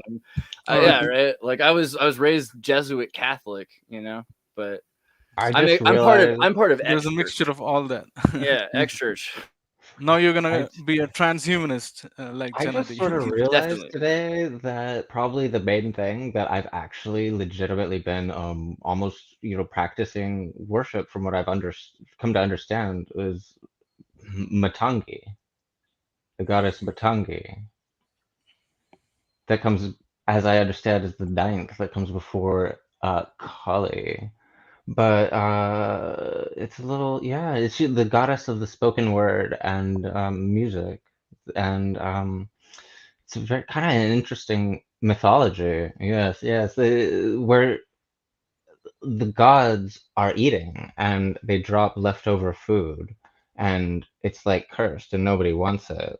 It's like infected with like I don't know, godliness or like godly saliva or some shit. And she springs up from this and asks them, "Can I have some?" And that is like a sacred thing here. It's like she's the residue left, the spiritual residue left after everything else dies. And you know, like oh, it's very it's a trip. So I'm sorry, I just wanted to don't let me I had take I had over. a question for you regarding meditation. So when you meditate, don't you feel that the thoughts are just arising in your brain, in your consciousness? I'm sorry, they're just popping out of nowhere into your consciousness. You're just witnessing them. You're getting aware of the thoughts, but you didn't author them. Are you not able to subjectively feel that when you meditate? Like that is the thing. Mm, y- if you can get to the point, if you can get to the point where you can sort of just hover at the subconscious state where it's almost, almost that dream state, almost, but not quite, and you're still able to observe reality, you can sort of start to see how the symbols are coming in unfiltered. Like, exactly what the symbols are, and you start talking about symbols like you want to talk about epistemology, like, and how we understand things are true, how we're getting to the bottom of everything. Very much what I've been doing my whole life is getting to the bottom of language. That's the symbols behind everything, and they say in the beginning it was a word. The Tao is not the named thing is not the Tao, but the nameless thing is the Tao, right? It's nameless, you can't be named. But the named thing is the mother of 10,000 things. Once you start with saying, this exists, boom, everything exists. I I don't didn't get the answer to my question. know. Are you saying when your mind fills with ideas? Like, so if you do 108 Gautries, then you're able to focus on your breathing and move away from your own thoughts, right? And a lot of the time, the most famous monks are people that are isolated, like Abraham in the Bible lives in a cave as a child, so he doesn't see idols, right? And that makes it possible for him to see more purely without this influence. But influence is also something that can be dismissed or denied, right? You can respond to influence by saying no. And the idea that you have to Exactly. say no because that's who you are, that's not necessarily right either. Like, you're able to be influenced or choose not to let influences control you. A big thing here, I think, is this idea that we're all reactionary. I don't think we're all necessarily reactionary. I've met people that are really good at uh, choosing their actions, that are really good at stopping themselves from reacting and then choosing their actions after either feeling or thinking about it, right? That's a big difference, is the amount of time. Like, this is a big thing with Thomas Jefferson talking about duels, right? Before I have a duel with someone, I count to 10. If I still want to have a duel with them, I count to 100. If I still want to have a duel with them, then I set it up for in 10 days, or, then we wait a month. Like, you have so much time to think about your actions. Choose to do that, because then you have the capacity to make better and better choices. And so you might think you have no free will because you're limiting yourself from having so much more free will than you could have. Okay, so we're getting to the point where we need to wrap up. So I'm thinking maybe we can just have everyone go in a circle and just kind of give a statement about like how this conversation has like pushed you in any direction, and then we'll close on that. I just want to respond to Andreas by saying that to not the to not the desire to not be influenced by influences is itself another influence.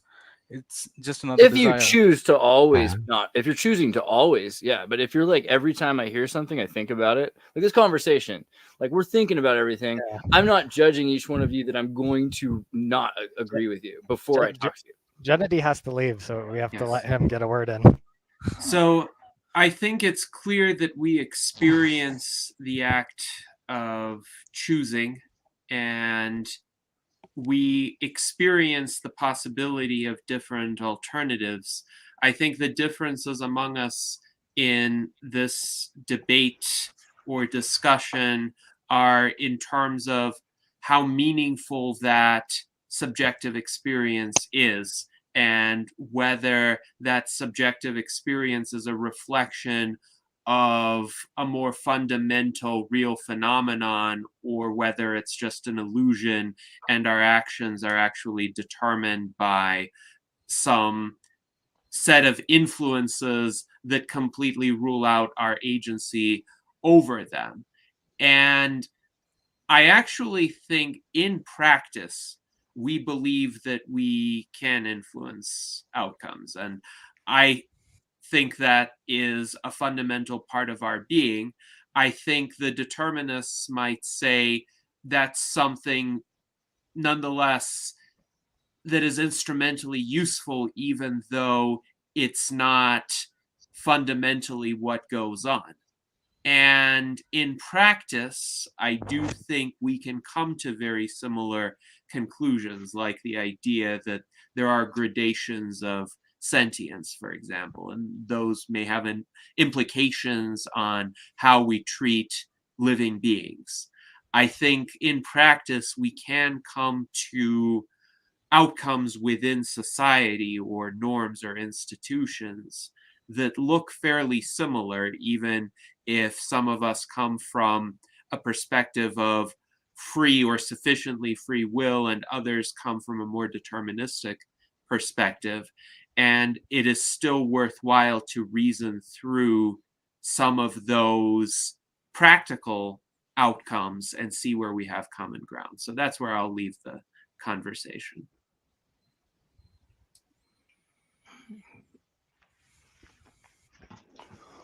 Sarah Lynn, you want to go next?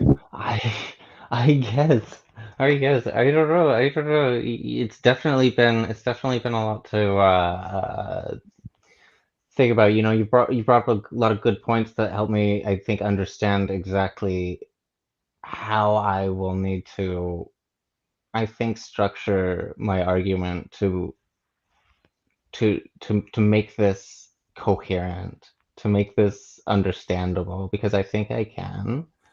But you showed me exactly the ways that we can do it. So maybe for next time, if there might be a next time, I think that it would be pretty cool if we could get together and do something like this again, because it seems like there's a lot left unsaid. I think there's For a lot sure. left that we can talk For about. sure. There's a lot of points that I have not brought up that I'm, they're like trying to get out, but yeah. If anybody else has an outro. Curiosity. Okay, so firstly, I would start by responding to a few points that I haven't. I wouldn't have a good sleep if I don't respond. So I would like to say that the commitment towards truth, or the commitments towards being rational, we do not choose that desire either. This is, I'm kind of responding to Janadi. Mm, that's not free. That desire is not the desire of our commitment towards truth and rationality is not free. We didn't choose to be a rational person. We just like we didn't choose to like to eat food.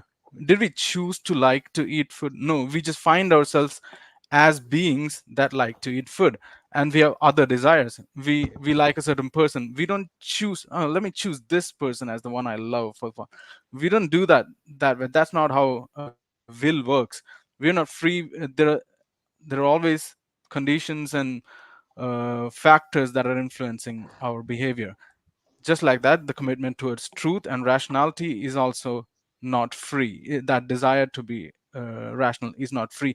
We just find ourselves evolutionarily. We have derived that desire because it helps us live and go ahead into the future. Sometimes being truthful just helps us live and procreate and flourish as a species.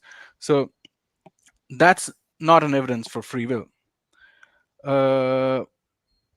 And no matter how much you focus or not focus, like I've already mentioned, that all the desires, counter desires, intentions and counter intentions, and whatever there is, there are different circuits, neural circuits that are at work, that are at play, that determine what kind of a decision we make, if it's rational or if it's emotional.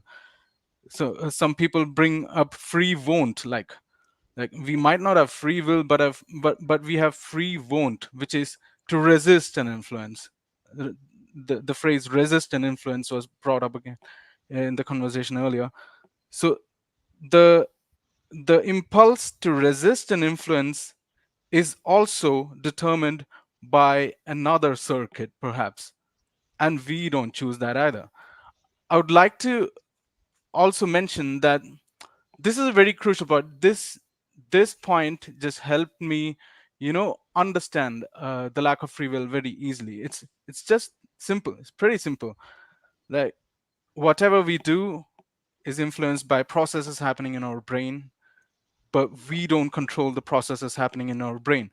Like, are we able to consciously control what's happening in the neural circuits, like how much charge or synaptic weight and that a particular desire has? Are we able to control the charge? Oh, let me put a little bit more sodium and potassium ions here and a few more conduction of electrons from this neural circuit so that this is the outcome. We don't You do that. realize you're talking to transhumanists, right? Sorry, I had. So yeah, I just wanted to point that out. And there's a lot I want to talk about the self that we can maybe talk about later with Cyrilin and even Janari. And yeah, what else? Okay, so Janari was saying that it's just sufficient to have this feeling of free will or the experience of free will for us to have free will. That's just what it means to have free will. Like, we have experience of a lot of things that are untrue.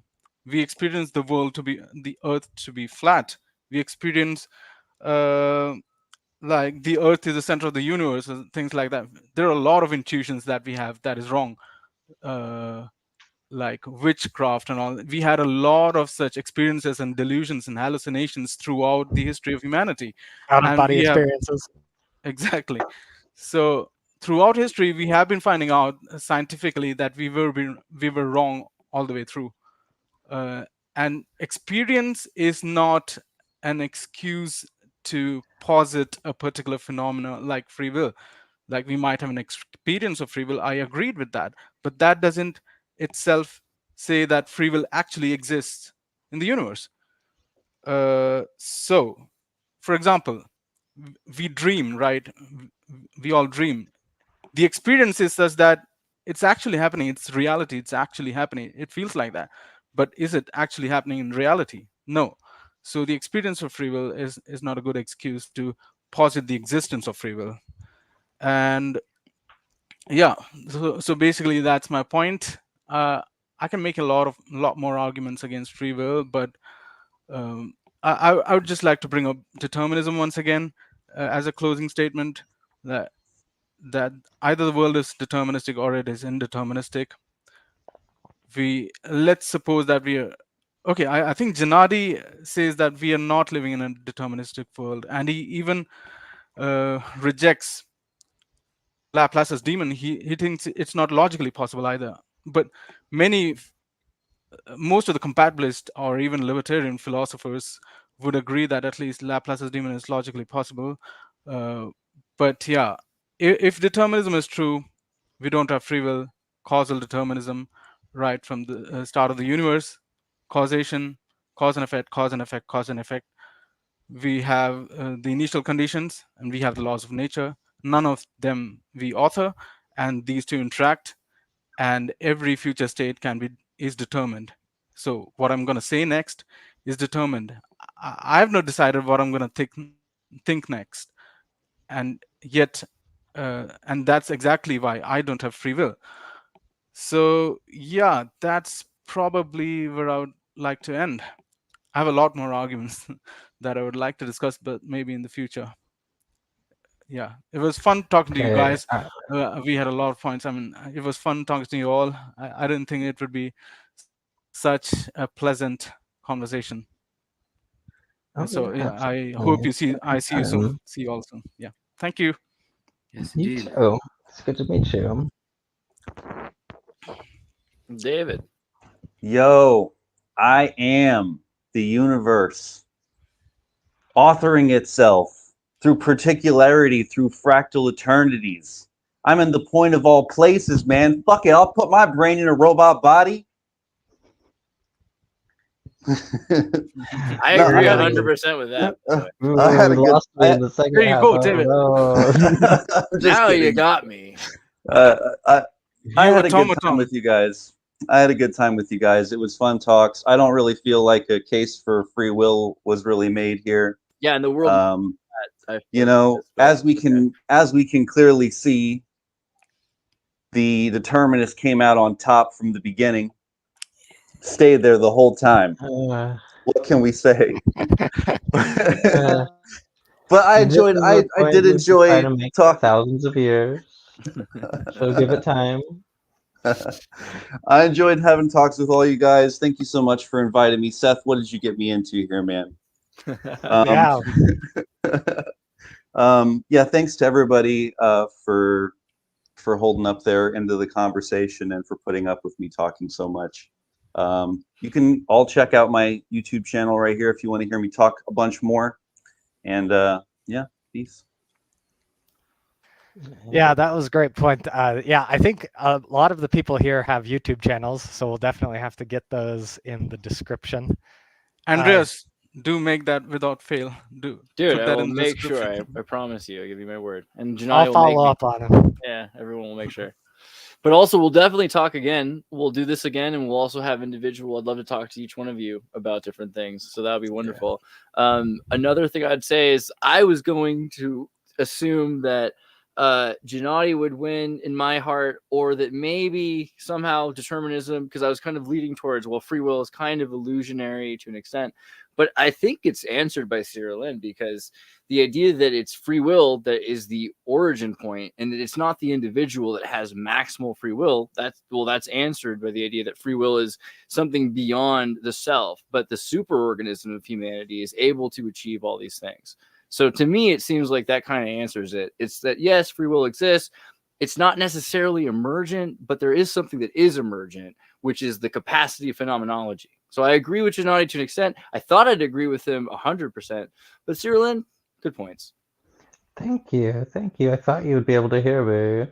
I know you can be a little bit muddled with how I speak, you know. I get where you're coming ADHD, you know what I mean. And Seth, yeah. I'm sure Seth has like some black pill for us. I know you wanted to like close with like a Darth Sidious moment, so go for it. I'm just gonna like drop a transcendent mic drop. All right, let me put on a Horton. Here's a Who, and you go for it.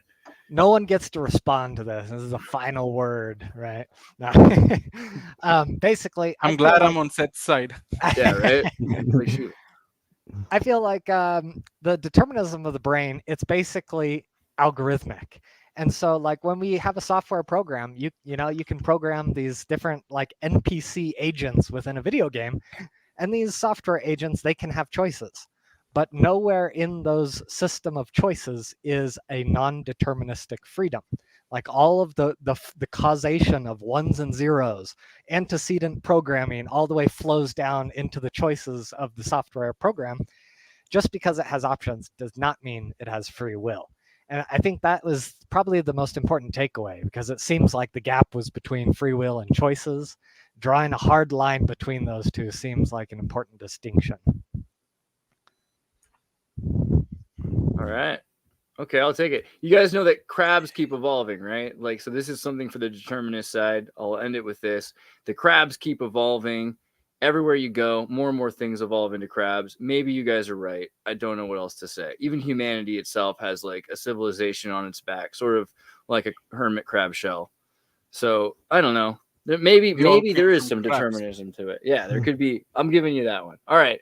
Evolution is deterministic. That could be something to it. I'm just saying. Should I let you guys say where to get your information like really quickly, or are you guys tired and want to just like send them the links? Okay. So you can find me youtube.curiosityguy, whatever, and Andreas will anyway put it in the description. You can find it out. Please check out my content. I have a lot of arguments I've made against free will, and there are more yet to come. Many interesting arguments. I've discussed a lot on physics of free will, and I've discussed a lot on God and free will as well. But I don't discuss whether God has free will. I'm discussing only if humans have free will, if God is real. And I'm going to be talking about neuroscience and psychology as well in the future. So stay tuned and stay curious. Awesome. Well, I know, Gennady, you got to get going. Yes. I just want to make sure everyone sees the USTP website. And thank you for all being here. And everyone else, I am David Long. I'll share your link as well. Thank you guys for being here, and I'll see you guys soon. God bless.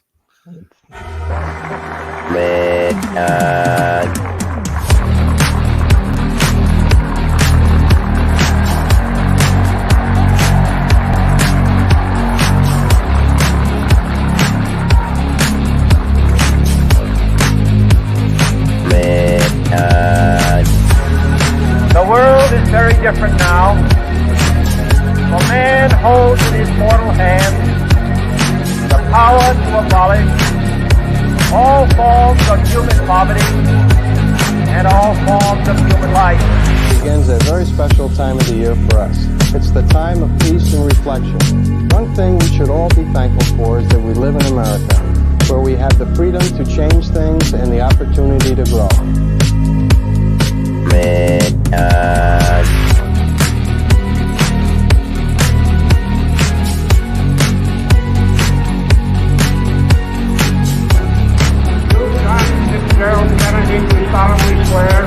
I, John Fitzgerald Kennedy, do solemnly swear that you will faithfully execute the office of President of the United States. That I will faithfully execute the office of President of the United States. And will, to the best of your ability, preserve, protect, and defend the Constitution of the United States. Preserve, protect, and defend the Constitution of the United States. So help you God. So help me God.